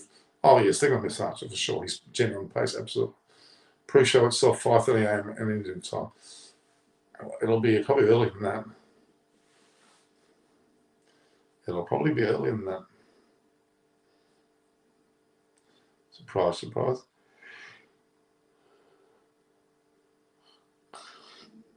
It certainly is. I want you all to watch because I'm going to be here for the pre-shows, post-shows. We're going to have a lot of great guests on. The partner's going to line us all up as well. The pre-show will be, what time is it? It's 10 o'clock. It'll be like 4:30 in the morning, even 4 in the morning. History has shown us when Australia starts well, they finish 5-0 against England, but they have how to play well. Yeah, I don't think they're going to win 5-0. Marnus Robinson, man of the match for the first test. Okay. And you're alive, more than 70% of people watching from India. Not necessarily. Even if they are, that means they love cricket. I don't mind where they're from. If people are from India, I'm more than happy. I have a great rapport with India. I have a lot of great friends in India, and they got like Buri Majumdar, who's, well, no, he's my very first live, and I'm very proud of that, actually. Very, very first live he was. Very, very first live. Very impressive numbers, guys, we've had tonight. Very, very good. So just tell me more about what your predictions are, guys. I want it in Australia battling for final. Well, you'd think India will be there again, but whether Australia make it, they have to start here. They have to start playing well right here. And that's going to be a tough one. Very, very tough one to play well this early in the season here. Hope Carey sledges Stokes behind the stumps. Well, Alice Carey's not a known hard talker. We love cricket, but not Australia. Okay, fair enough. I don't know whether the reality of Carey has really got the strength of character to play Australian Test cricket. I don't know. Josh Inglis seems to be more of that man. I rather like the look of Josh Inglis. He impresses me no end. I think Josh Inglis is a big, big person to have. So, guys, make sure you follow that. It's going to be extremely, extremely useful. This whole series, we're going to have a very heavily covered. A lot of special guests. Will Joe Root continue his form in the series? I hope he does. He has apparently not played well in Australia before, so that's why is Bancroft not in the squad. Bancroft's just not good enough. He has not played well for many of a year, and he's short form has been okay, but long form, no. Pat Cummins will be the best bowler in this battle. I think we could see the age of Pat Cummins really come to the fore. I think we might see Pat Cummins really stand up here, and he's batting as well. He'll be fully responsible. He seems to be that sort of person. As long as he gets back up, he'll be okay. But he doesn't need to rely on Smith. He needs to decide when to use Smith, and that's crucial as anything. Very crucial. Very, very, very crucial. We've got some great videos there already. I've got a couple from Latham that I produce. They're obviously related to the India New Zealand matches, but I will post them, guys, overnight, so you got something to watch.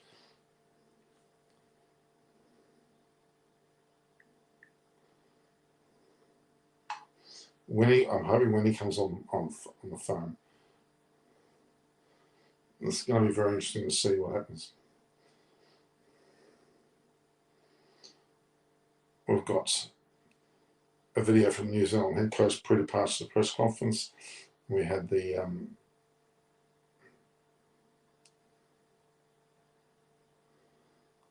it's been a fair bit of action. 2019 Ashes double century, Smith best pair. Look, you'd have to think that Smith will be very influential. Very, very influential indeed. I think he will show himself to be well and truly in the hunt, and he deserves it. He's a good player, but whether he should be captain is my true bugbear. I don't believe he should be captain. I really don't. It's just not right. I just think there's a bit of a mistake there when they put him in there. Thanks, mate. It's more about my opening ability. Gary. So Gary. Sum up the tour. Gary Seaton, I've summed up the tour. I think that's going to be rather a shock to the whole system. Let's have a look at I get that one there. So I've got to find, there's another video which came out a bit earlier.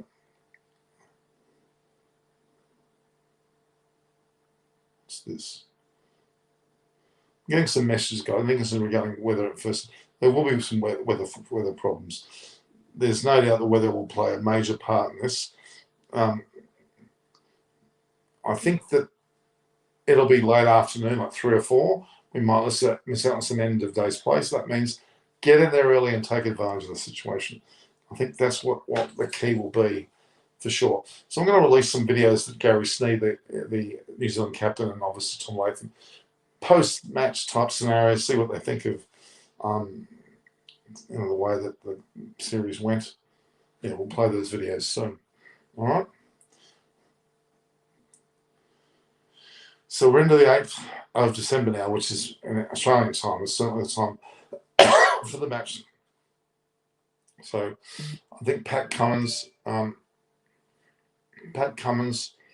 will be the key. He certainly will. Will Joe Root continue to fly? I think he certainly will. England's prediction 2-1. I think actually 3-2. Who's the best batsman? Root or Smith or King Coley?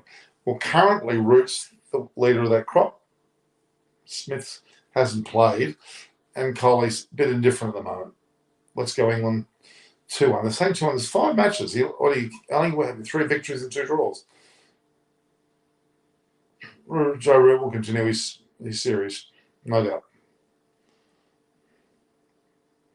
Very much impressed with Joe Root.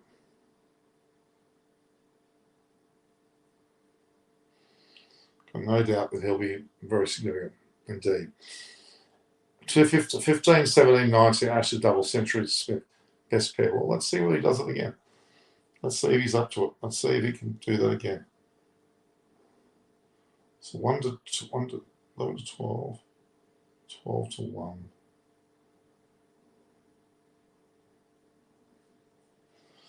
Yeah, there's a lot of good things there. A lot of good things to be seen in this amazing situation. But yeah, just to go recap again, England's batting lineup is Hamid with Burns. First drop will be Milan. I'm very impressed with that selection. We've also got Zach Crawley sitting there. Second drop, Root. Impressed with his selection. Batting number 5 is Pope. Bit iffy about his position, but we'll see how he goes. 6, Stokes. Could be ahead or whatever. Great batter. Butler, 7. The Adam Gilchrist of his time. Could well be the one that they rely on heavily. The bowling lineup, take the spinner Leach out, they're going to bowl all four. Broad, Robinson, obviously Wood, and Works.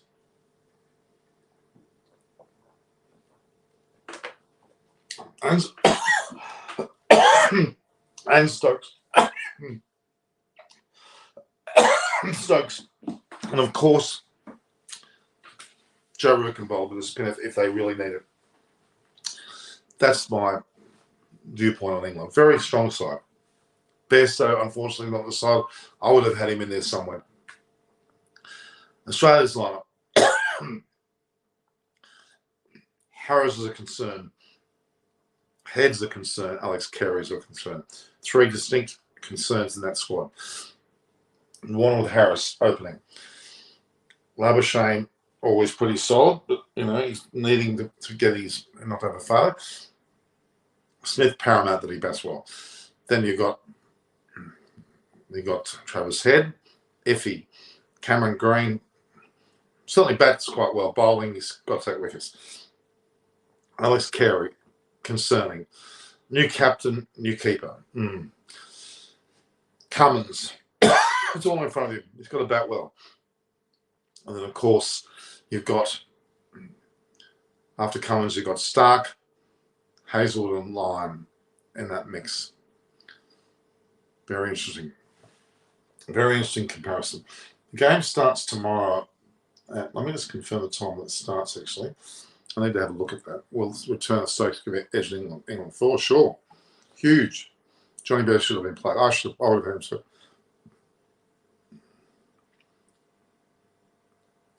The saying Australia still are Ashes favourites, but a lot along the line begins to come era. So really, it's a bit like England braced to return to bush tucker trails. And actually, what are the difference? Okay. In the Pakistan-Bangladesh game, by the way, Pakistan declared the second test at 4 for 300, and it got Bangladesh 7 for 76. In Pakistan's performance, they had Shakib Al Hussain, had 23 not out. I saw the scoreboard there. They had Pakistan had Abid Ali 39, Abdul Shafiq 25, Azhar Ali got again a 56, Babar Azam got 76, Fawad Alam got 50, and Mohammad Rizwan 53. Batted well, but then Sajid Khan took 6 for 35. Wow, and they're 7 down. They've had nothing but hell in their innings. I think Shakib Al Hussain's got 23 out of the 76. They're in a bit of a mess, no doubt. Now, where is that performance? Series Ashes. Okay, so Australia play England in the first test at 11 a.m., which is in fact 10 a.m. The time of Queensland. So 11 a.m. in England, for example, 11 a.m. in England is what?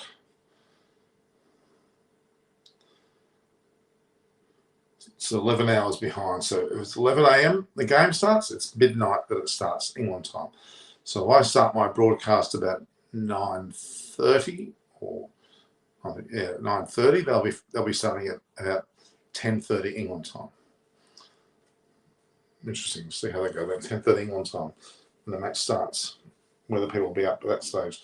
And then after it, it'll be more morning. It'll be bloody early morning, 7 o'clock in the morning. So 7 or 8 o'clock in the morning is when they need to get there together. So that's interesting.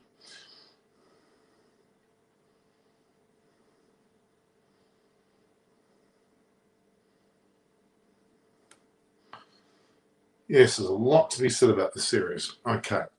So really just unknown quantity. It is they call it a bit of a lottery, this first match, actually. Ajas, Ahmed, are you from okay. Should Maxwell get a test match? I would love to see him playing test cricket. I would absolutely love him to play test cricket. Root versus Cummins. This time Root, he scored 4 centuries. Well, Root needs to score big because he hasn't really done well in Australia before. It doesn't mean he's not capable of it. Maybe it's one thing that he wants to sort out himself is to bat well in Australia. Very, very interesting indeed. be a lot of eyes should be watching this tomorrow. We're going to have you're going to be up, guys.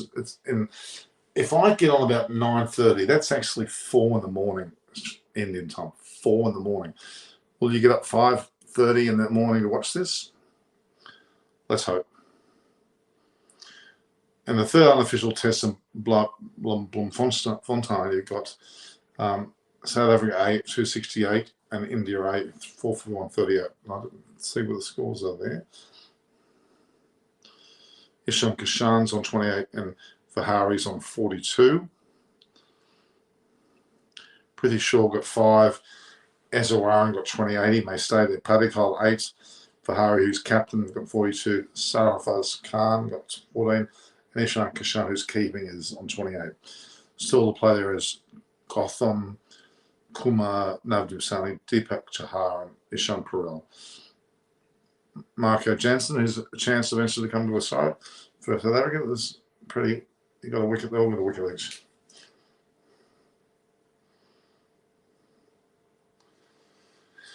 Oh boy, what a series it's going to be. There's going to be a lot to talk about. Absolutely huge amount to talk about. Ask me questions, guys. It's 5:30 a.m. in India when the game starts. You're right.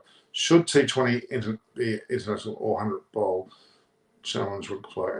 I'm a bit disillusioned by both of them. I'm sorry. T10 cricket's way too short. It's now getting out of hand. And as far as the 100 is concerned, I didn't appreciate the game, but I didn't have much time for it. It hasn't registered in my thoughts because it's only been played in England. It's not been played anywhere else. It's not a designated international tournament, far from being in that position. So it's novelty value for England at the moment. They need it because of, well, that's what's needed, but they're doing it to try to gain a different audience, which is to be respected. I'll be honest with you. It certainly is. Your take on South African squad selection. You're talking about the one that's playing against India. Well, the quota system is going to kill them. They're going to have not their best team on the paddock. There's going to be dissension in the ranks. There's not much good to talk about that at all at this point. Let's be honest, it's quite disturbing. Indeed. Tomorrow's weather forecast for the first test is going to be playable conditions with a bit of rain around that 3-4 o'clock mark. That's what I'm hearing. What is future of Test cricket? It's not going anywhere. Too many people that love it. The spectators that want something else, I agree, I can see that, but it's still a long way from not being wanted. Good to have you all back. You've gone and done other things, but I think the series coming up is going to be huge. A watershed moment for some of us. Pat Cummins, I cannot see lasting. I'm sorry. He's a lovely player, he'll survive as a bowler, but he won't be surviving as captain. Let's be honest, it's a fair. He knows himself he's under a bit of pressure. He says nothing's different. He'll notice it when he's got to be positioned at mid-off for almost the entire time. He can't be at final leg. That'll be a travesty. For the captain at final leg on a regular basis. That doesn't make any sense to me.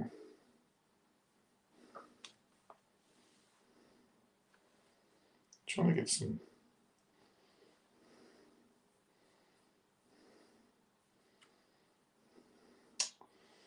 Oh boy. But yeah, Bangladesh are being smacked, to say the least. Oh, jeez.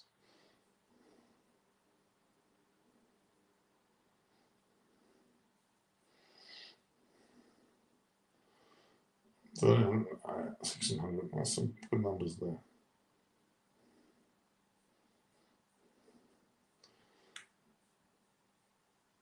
I don't want.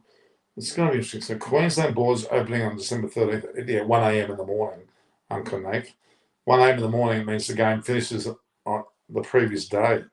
So we don't get to see 8th, 9th, 10th, 11th, 12th. We don't get to see any of that match the day after we can get there, which is pretty bloody useless.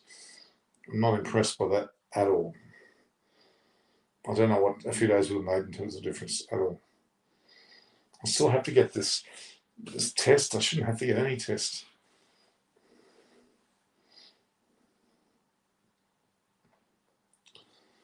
I don't know.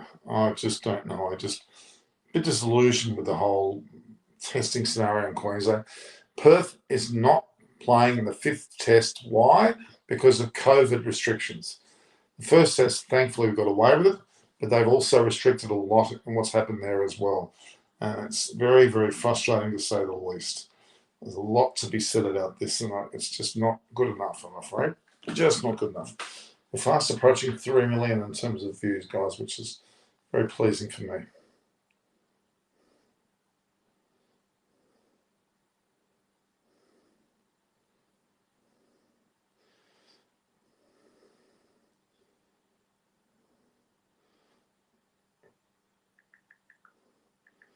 I'm getting well wishes from Winifred Durasam. It's so sweet. So sweet.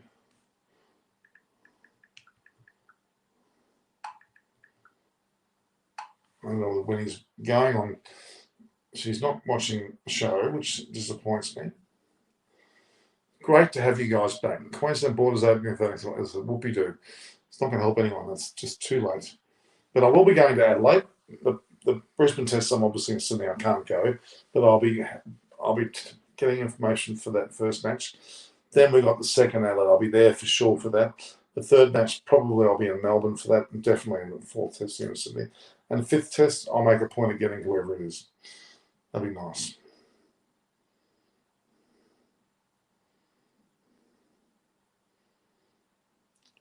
Huge selections to be made. Huge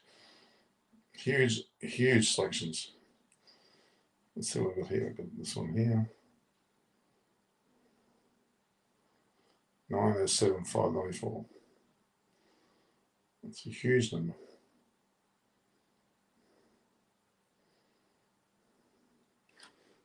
Thanks a lot, Norman. Love your analysis. Thank you, Uncle. I hope you've got something from it, because I have a lot more to say. I'm very discerning with the Australian situation.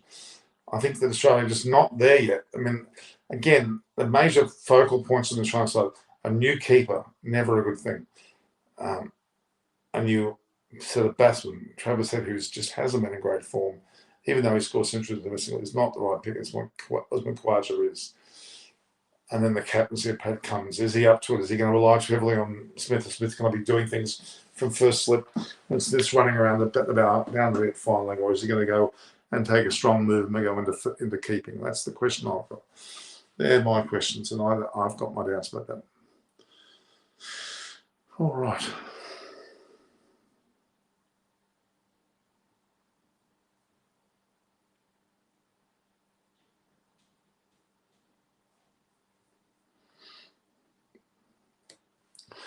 All right, guys, we're starting to, for the first time, go below 20 watching. So stay tuned tomorrow morning, well, at least tomorrow morning, my time. At around the 9:30, 10 o'clock mark, I will have my show.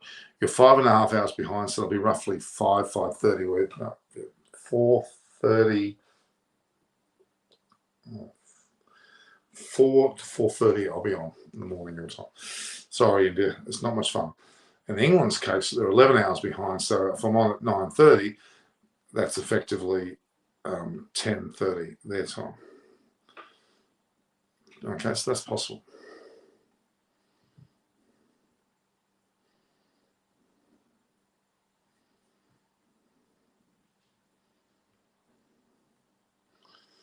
Go on gangbusters here.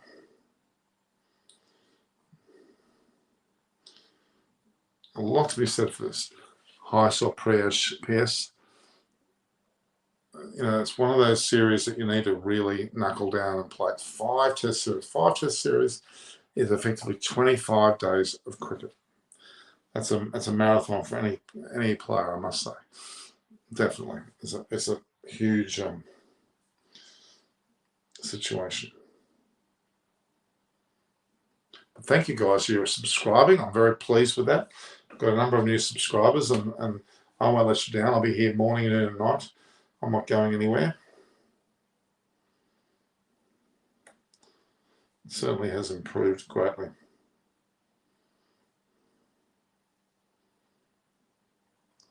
$13 or $15? Let's go on 15. On 16. All right. I'm for waiting Ashes start this. It's going to be quite magnificent. Huge uplift for sure. Huge uplift. Upturn to the cricket, I think. We're going to see some serious cricket now, guys. I'm really impressed with this. It's going to be one hell of a struggle. see some serious cricket, guys. I'm really impressed with this. It's going to be one.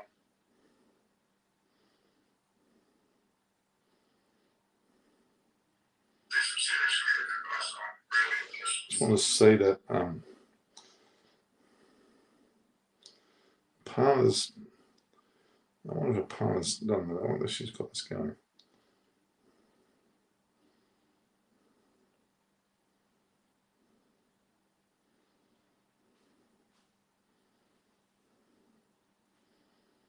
Okay. All right. So, can we make Pat or Stark see and Vice see in tomorrow's Test match?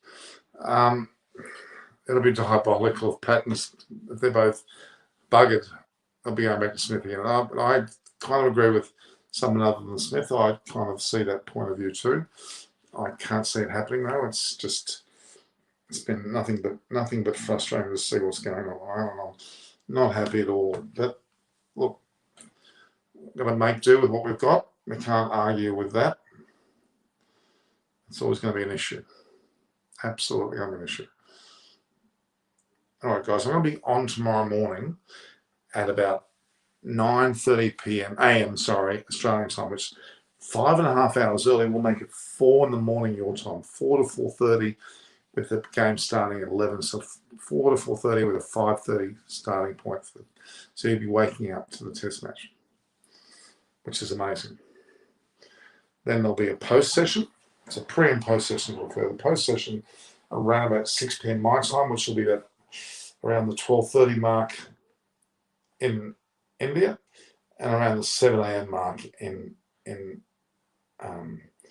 England. So they're going to be watching 10 o'clock at night, waking up and saying the end of it. We'll see how they sleep. They'll get used to my sleeping patterns, which I've had for the last 6 months, which have been atrocious for the masses in India, and for that matter in England. They've been really poor, but now it's the shoes on my foot, and I'm hello, Sai Krishna. Hello, you haven't been here for a long time. Good old Sai Krishna, nice to see you. We've had good numbers today on the show. I've had David Gravelly and Marcus Lawrence, who's called Munchie, on the show. Both were very well received. And we certainly have a huge bunch of people here now. The 3418 having watched.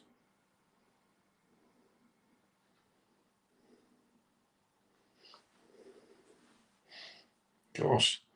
So 1,327 watched the first half hour. 2,350 have watched the last 39 minutes. How's the pitch there? It's going to be green top. It's going to probably be a lot of bounce and carry. Might be a bit bloggish and might stick. But yeah, the pitch will be fast, bouncy, and ready to go. Absolutely ready to go. No fear about that. It's going to be one hell of a pitch. One hell of a pitch. Ask me questions, guys. You'll notice James Anderson's out of the side. Broad's there still. So they got Broad, Anderson is not there. So Broad, Wokes, Stokes is there as well. Robinson and Wood. There's quite a few bowlers actually. Hey Norman, who do you think will win the toss? Well, I'm going to say to you, Sandra, you'll win the toss and bat. Will Ben Stokes play? Ben Stokes is absolutely playing. Absolutely playing. No fear of him not playing. No fear at all.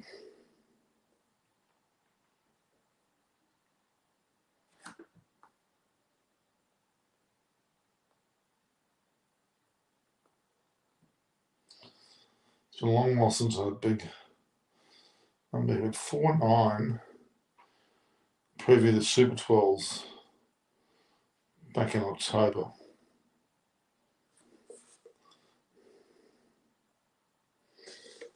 Will Ben Stokes play? I've mentioned that before. I already answered that question.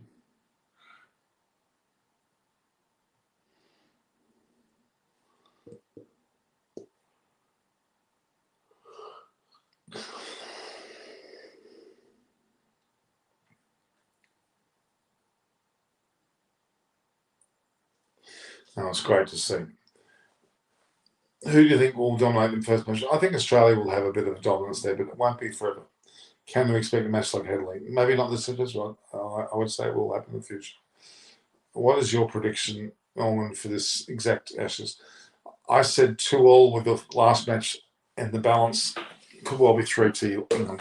England absolutely lose. Well, yeah, generally you would say that's right, but I'm not sure this time. Joff Archer is not in the squad. He will not play. Nihar is not. He's not named, so he's not playing. Unfortunately, for Test cricket, it's unfortunate.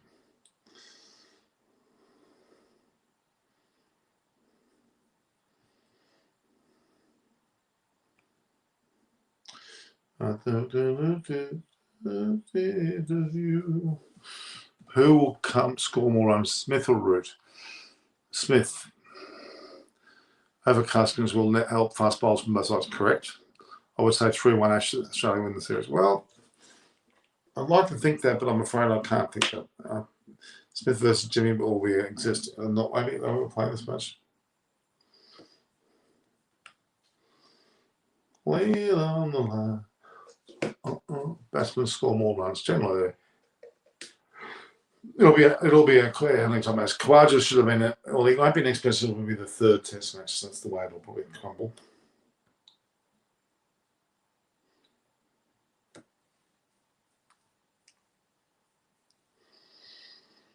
I'll be with you. I'm the one. You.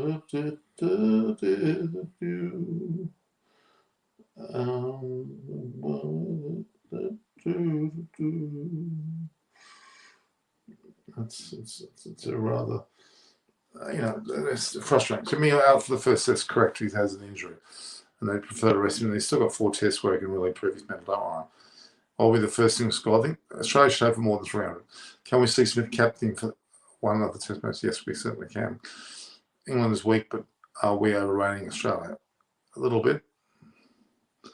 Will Stokes play at the opening? Of course he will. No, Ferry will be there early on. For sure. If you're there, please subscribe. Hit the notification button. View, like, and share the post at Norm Koch, which is there. Is in fact my Instagram and my Twitter. I also have a YouTube channel which you know about, which is 20,119 as we speak. It's gone well. So Jimmy out from the first test. That's right. Warner, well, he's there, but is he there in spirit or there to play? That's an interesting thing.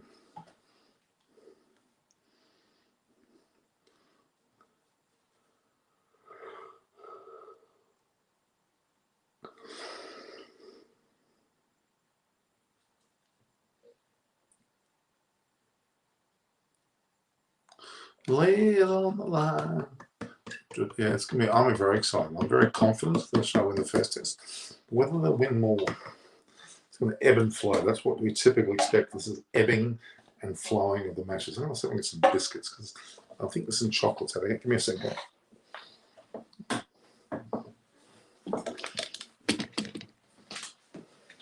Just looking for some chocolates, guys. There's always hidden chocolates somewhere here. I can see a pink tea and a crunchy and more. Let's see 3 looking at me.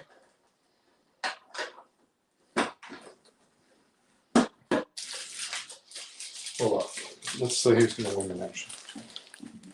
Which one of these tells you that Morrow? You heard of Morrow? No, next match he won't play until at least the 3rd test match. This squad selection is based on the first 2 test matches. Unless there's an injury, Richards won't be in the first 2. Oh. The Warner board battle will be very interesting. What's your thoughts on Marvis? I think he's a bit overrated. Often.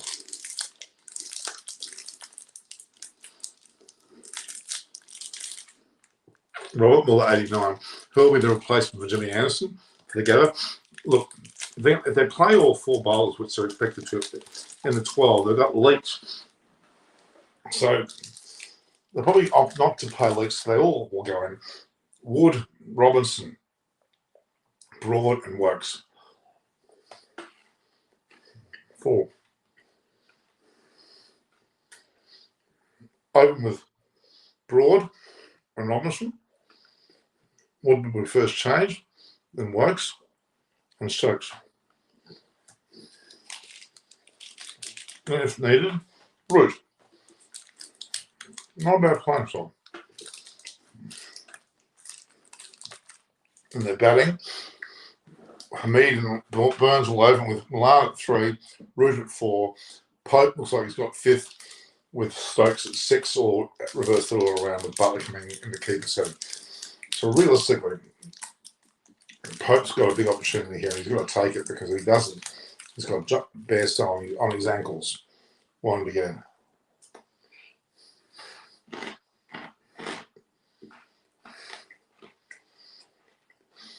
Uncle Nick, you reckon Australia's middle looks very strong?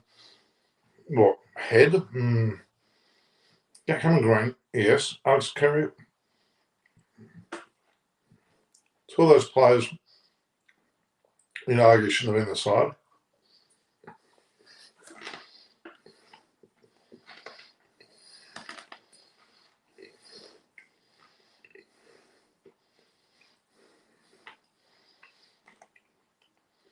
Hello, Ally Croatian. How could you say that the middle order of Australia is strong?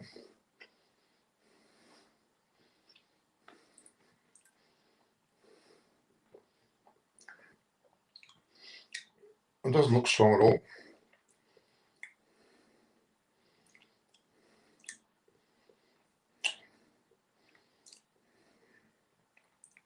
No way, but Stokes will make the middle order strong. I'm talking about the England players. I thought you meant the Australian team. Maybe England will go with one spinner.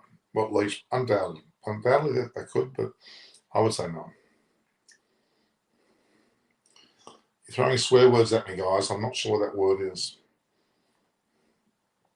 I maintain that England will win 3-2.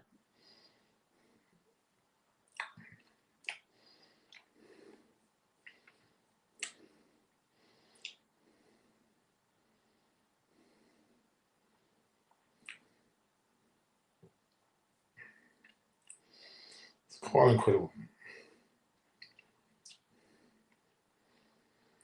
My John and Mohan Ali, Mohan Ali's actually retired as far as I'm concerned, but I would have had him in the side if he was hit available.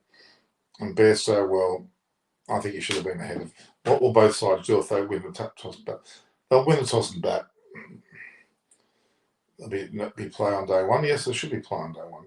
Don't discount that. No play on day 1.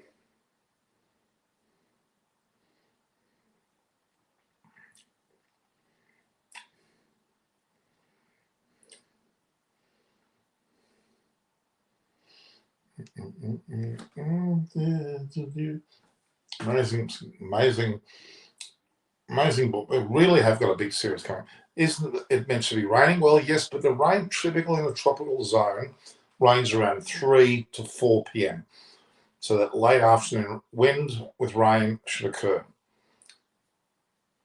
Aussies are still favourites this year, but not by much. As I said, not much. Uncle, the middle order of Australia ain't strong. Gary shouldn't be their head needs replacing with Usman. I totally agree. Well, totally agreement with what you're saying there. Lay it on the line. Be with you. Be the one. Hare Krishna. I'm not singing Hare Krishna. Sir Joe Root, how best playing here. How pleasant. He's playing well, but he's not playing at home, so it might be difficult. Opening partnership is critical both sides. So exactly. Burns and Hamid look a little bit more solid. As far as Australia's looking back, well, I haven't got a partner which is worthy of being with Warner Harris. That's my big concern. Hello, Situ Chowdhury Situ. Winning the Boston bat Neha Trivedi win the toss and bat. That's the way I'll go. All right. I'm the one. Radio. Amazing. I'm Indian. Well, Charlie, how are you? Are you a fan, brother Daniel? Of course. Yeah, buddy. They'll win the first test. I think Australia win the first test, followed by the second will go to England. Third test will probably go to England. Fourth test will go to Australia, 2-2. Then it comes into a fifth test match decider, and whether it'll be Hobart, it'll favour England. Melbourne, Sydney, could be Australia. Either way, wait and see. Gabba best for the first test batting. Well, that's true. Also important for their bowling.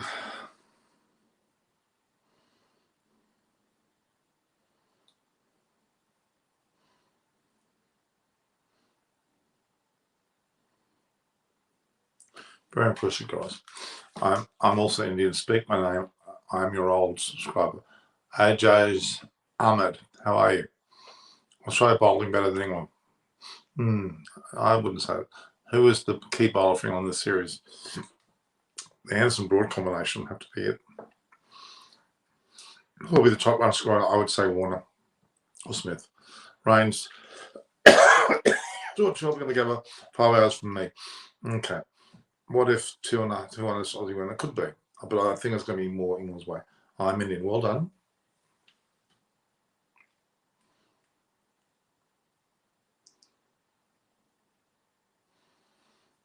Lay on the line. No Barmy Army. That's going to be quite. Where am I from? I'm from Sydney in Australia. Coogee Beach, Sydney in Australia, be in fact correct. Quite remarkable. Not getting more questions, guys. You have to ask me more questions before I cark it here.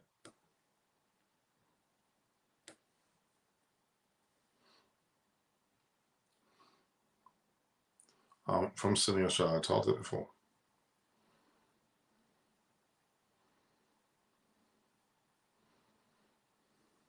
You didn't watch my video with a partner, guys. Why would you watch my video with a partner? That's good stuff.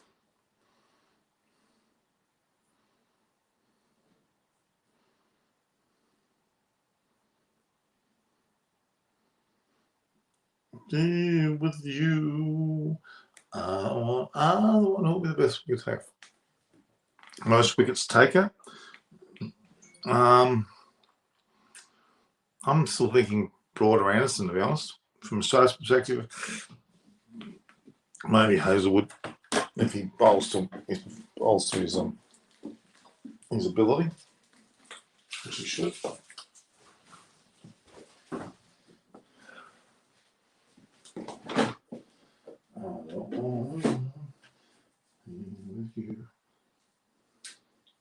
We've gone 2 hours, guys.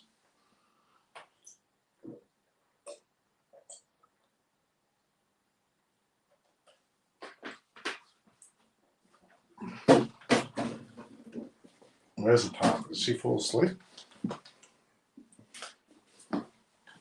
She's got a very nice jacket. Copyright for what? My singing? Please sing an Indian song. How can I sing that? Who will be X Factor for England and Australia? X Factor for England will be Wokes, Stokes. Australia, Warner, probably in the bowling. Cummins, because of his captaincy, will want to bowl well. What is numbers of corona across the country? They're pretty low. We've got 95% or thereabouts vaccinated. We're done. Do we need to worry about COVID? No, how goes going out? Only even Queensland's opening the gates the day after the tests. The only one is WA, Western Australia, that are keeping it closed. Therefore, they've lost the chance of having a test.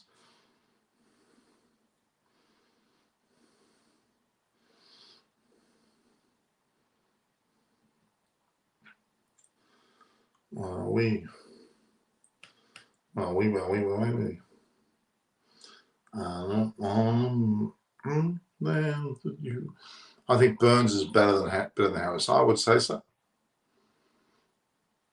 Anybody's going to score a double century in the series. It'll be a Warner or a Smith maybe, but the conditions may not allow that to happen. Probably, I think better. Do you think this will be the last Ashes they want to? No, maybe. I don't think so. How Stephen will be in the Nationals. He should be at his best. We'll say Aussie's 4-0 since they're habituated bowling. No, I don't agree.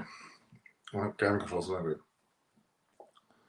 Yeah, exactly. It was Monday, 13th, which is a couple of hours too late for the matches, which is frustrating.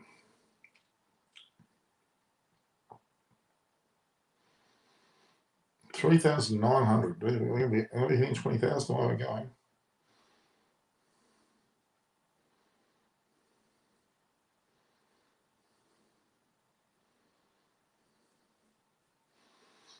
Remarkable.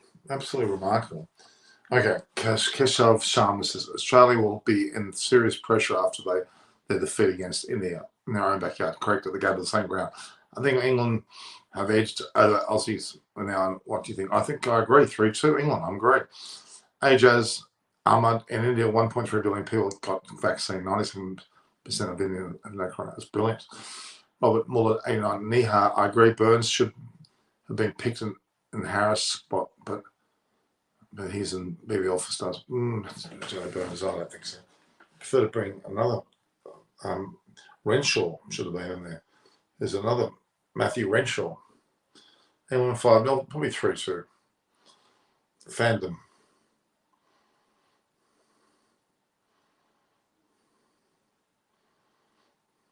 That's amazing. The sheer numbers we got here has been great, guys.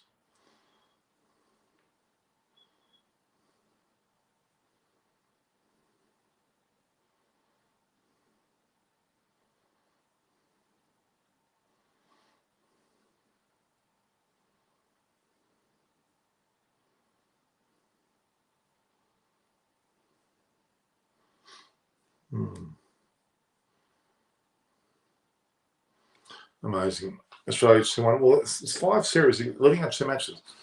What about Nick Madison? Probably best in the lot. I think you're right, Rahul Singh. But he stuffed up one Test series. In fact, it was at Adelaide Oval in the day-night position. He stuffed up, which is the current holder of Ashes, I'd say. So Australia retained the Ashes back in England. I was there for that. Do you think Smith will captain a Test in Ashes considering that? Yeah, I kind of see it happening. Yes, I do. Whether I agree with it is another thing. Bring Khawaja in, and then there's your captain through and through.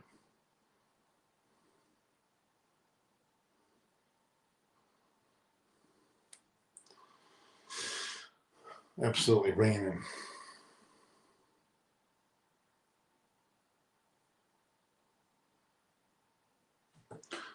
Okay. What is your temperature in your city? It's about 25 degrees. It drops to about 7, 8 at night. For England to excel, they need to get rid of Smith and White, correct? Because they're both back on what you'll think of it. Yes, I think so. And maybe Lovisham too. I talked about Rory Burns. Okay. Do you think the Aussies will miss Tim Payne? Yes, they will. Why Maxwell and Finch not playing tests? Great question. I like Maxwell. I like Finch. I would like to see Aaron Finch open the batting and Maxwell on the side as opposed to Harris and Head, and have somehow put Khawaja in there. Have a great side. Snowfall won most figures. Lucifer Evac, is it Lucifer to the one I know? Australia 4-1. I'm not sure about that, but the most runs could well be Warner and those wickets could well be Cummins. I can see the logic in that one.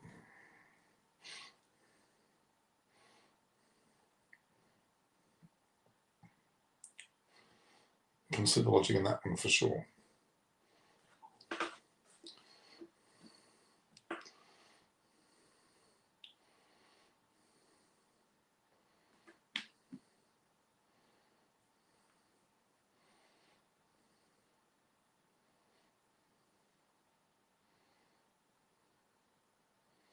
Please post it earlier. So I've done that already. There's a lot. Actually, I'm not test play. He can't.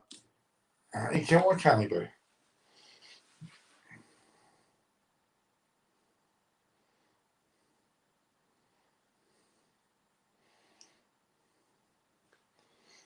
Oh, guys, we hit 2 hours. I've got 50 people watching. Maxwell not a test player. He can't keep these cool. Well, I think he can. Ajo's Ahmed. What is your opinion about Ajo's control? Who takes it? Brilliant. Absolutely sensational. It was a big effort. Only a third bowler in the world to ever do that behind Jimmy Lake, who got 19, and then Kumble, and then, of course, it's a great, especially as in his home location, even though he's living elsewhere. It's been a great performance all around. Absolutely amazing. Brilliant performance. A lot to be said about that performance. Absolutely huge accolades for him.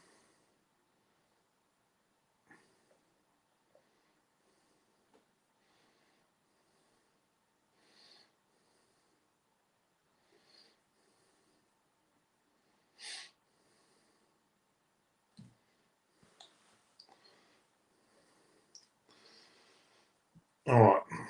Best captain for Australia. At the moment, I would not have said Pat Cummins, and I certainly wouldn't say Payne. Aaron Finch still for me at the moment. War overall. Which match England wins most series? I don't know. Lots of rain predicted here for Brisbane over next few days, likely to draw the test. Well, it's early to say that. Early to say that indeed. Way too early to say that. Rishabh Pant or Ishan Kishan? That's a great question. At the moment, you'd still say Rishabh Pant, but Ishan Kishan deserves to be given a lot more accolades than he is, and he's playing very well. So, hats off to him.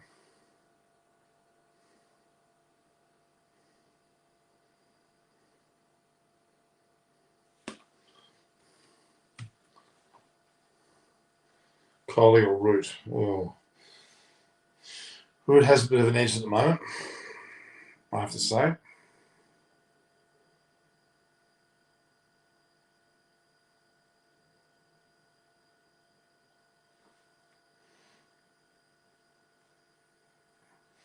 Magnificent. All round, we've done so well, guys.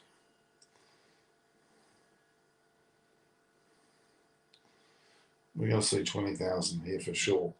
So, strict, there are 5 games. Okay. So, again, Gabba first, Adelaide the second, Melbourne the third, Sydney the fourth. And the 5th test was meant to be Perth, but it's not going to be. COVID stopped that going there, at least the Premier of the state has. Yeah, I miss Colin not making a century as well. But it's going to be probably Tasmania because they missed out on the Afghanistan test. And I don't think anyone would begrudge them not getting through. Then in the case of Melbourne and Sydney putting in bids, we'll see whether they've got any chance of getting in there, but it's unlikely. Canberra is another spot that they considered. What is your take on Pujara and Rahane for the next selection? Rahane should go now. He's injured, so-called injured. It might be a quiet way of seeing him go. I think Rahane's gone. Ishan Sharma's gone. I think the leftover will be that Pujara will stay there for a somewhat of a time, but they've got Gill, Agarwal, Shreyas Iyer and Sky Yadav all knocking down the door. And Nishan Kashan and Eswan. There's quite a few. Punter Warner for what? Keeping. Warner's not a keeper, but in terms of batting, you'd have to say Warner at the moment. One will draw, of course. Yeah.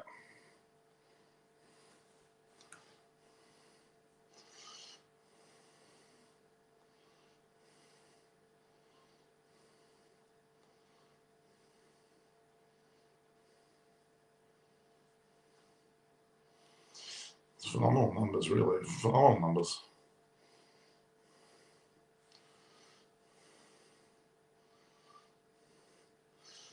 I'm going to miss you has no way. Well, he's not retired, but he's not coming back. Maybe the short format, maybe. You didn't sleep tomorrow. Is a big day tomorrow. Oh, you're right. Thur and V, I've got to think about going to sleep very shortly. I think we'll need to go to sleep.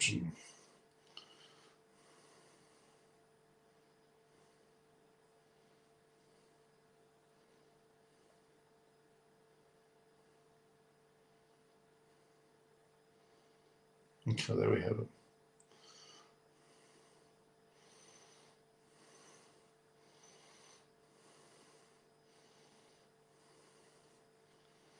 Well, what is your prediction on? Again, my prediction is 3-2 for the series, England's way. It'll be Brisbane winning 1, Brisbane, Australia winning 1, Adelaide and Brisbane. Second test in Adelaide winning to England. Third test potentially England. Fourth test Sydney, Australia. Fifth test anyone's guess. Depending on Livingston. Livingston should be somewhere in their Essendon squad for sure. Do you think Root has more pressure on him than Smith because of? Well, no, I don't think they both got equal amount of pressure. Who will be the future captain for India, considering both Kohli and Sharma are close to their retirement? Oh, I mean, Shreyas Iyer certainly has proven to be someone they're thinking about. He could well be up there, or Gill. Well, I think for India versus, yeah, that's going to happen. Tell you about Philip Salt. Good.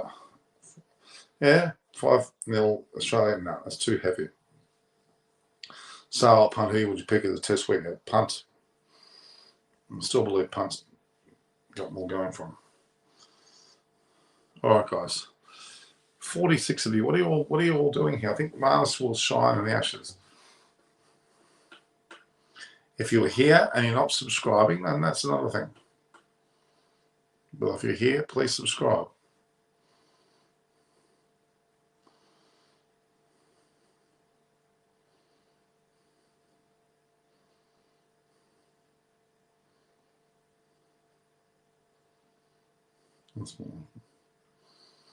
My gosh, it's just been a massive total here. Massive. So I think, Marnus, you've done. You're on your fan. Well done. Which city am I living in? Coogee Beach, Sydney, Australia. Do you think England will play Jack Leach? Probably not the first match. I would say no, not the first match. Okay, that's probably what's going to happen. Shafali Verma versus Jamal Rogers, who is more a classy. Jamal Rogers is probably more classy. Shafali Verma is more of a hitter. So please reply. Who is best pull short player of cricket? 1 Ponting, 2 shot. They're both good. What match are you watching? I'm watching no match. So we'll win the rivalry. Wait and watch. Well, we'll wait and see. I'm not totally convinced.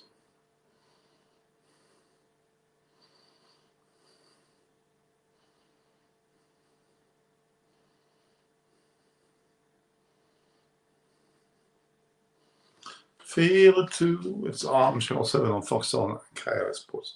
That's correct. James Faulkner here is in good form, having backhand slow bowls. He won't be playing any Test cricket for, again, I think that's his Test career days are numbered or finished. Why are you not answering me? I'm answering every single question you're asking. So I'm going to hear in India, okay. Former Indian occupied Kashmir. How much would Anderson's absence affect him? I'm not sure how that all fits together as a sentence, but wait and see. Your take on Ravi Bishnoi as a leggy for South African squad? Mixed. Stokes or Smith? Well, Stokes is the best Test batsman according to you. And it's the current generation.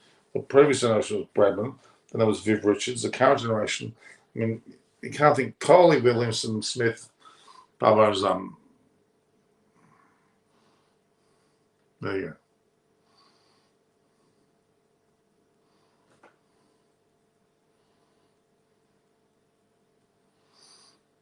There's lots of talk on Ben Stokes. What you say is he if Cliff Hatch? Absolutely.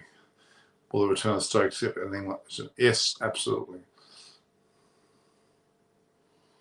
No doubt.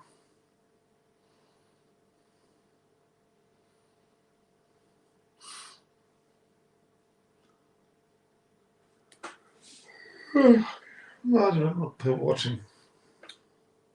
I got you, bro. Can you give us your dream playing 11 ever? Joe Root, best Test batsman. Well, he's up there certainly.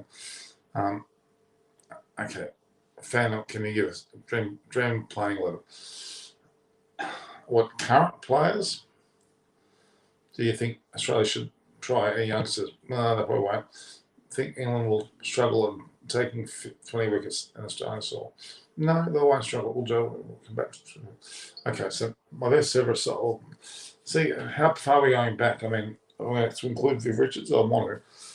But Hayden Layer, right up there. Then you got Viv Richards, you've got Coley, you've got Tendulkar, you've got Ponting, you've got a whole range of players there. Gilchrist is a keeper. Stein is a bowler. Anderson's a bowler. Spinner, well, is Shane Warne still included or not? Otherwise, it's hard to pick. All right, guys. Lee and on the line.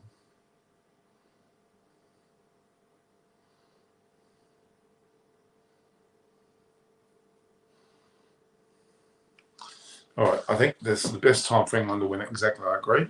My prediction: India, South Africa, India, South Africa. India will smash them. Steve Smith will rock my playing 11. Okay, we'll say it. Because I have no new generation places. Yeah, he's quite right. Ian Chappell and Shane Warne are the two guys that have got a lot of credibility with knowledge about what's happening in Australian cricket, for sure.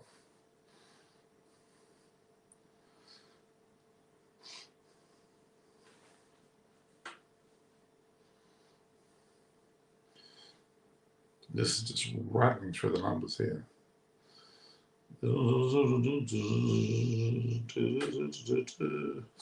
Okay. Greatest rivalry between Australia and England series is oldest for the. Yep. Top 5 systems. According to you. Currently, Smith, Root, Coley, Paparazam, and 5th, maybe Lewisham.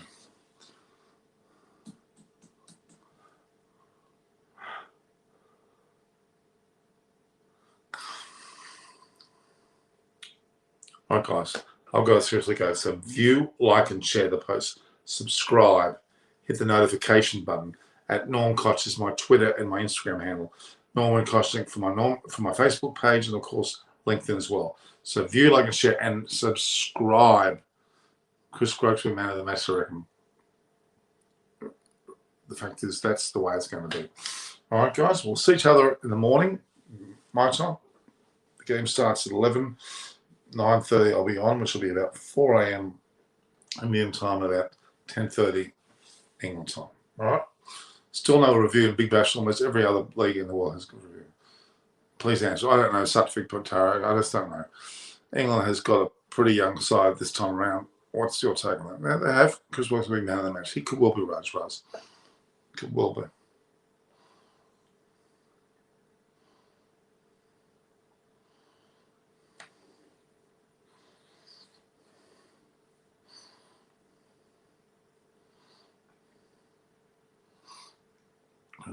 Okay. All right, guys, I've got to finish up there. I think I've had enough. We've done well. Come back in the morning. Unfortunately, it's 4 o'clock your time. Between 4 and 5:30 your time, you will see some more cricket. Okay. Do you think toss will be an important factor? Of course it will be. Justin Langer, Hayden Ponting, Ahmed Azarine, Ben Stokes, Viv Richards, Russia, Punt, Nutteridge. Unusual selections. All right, guys.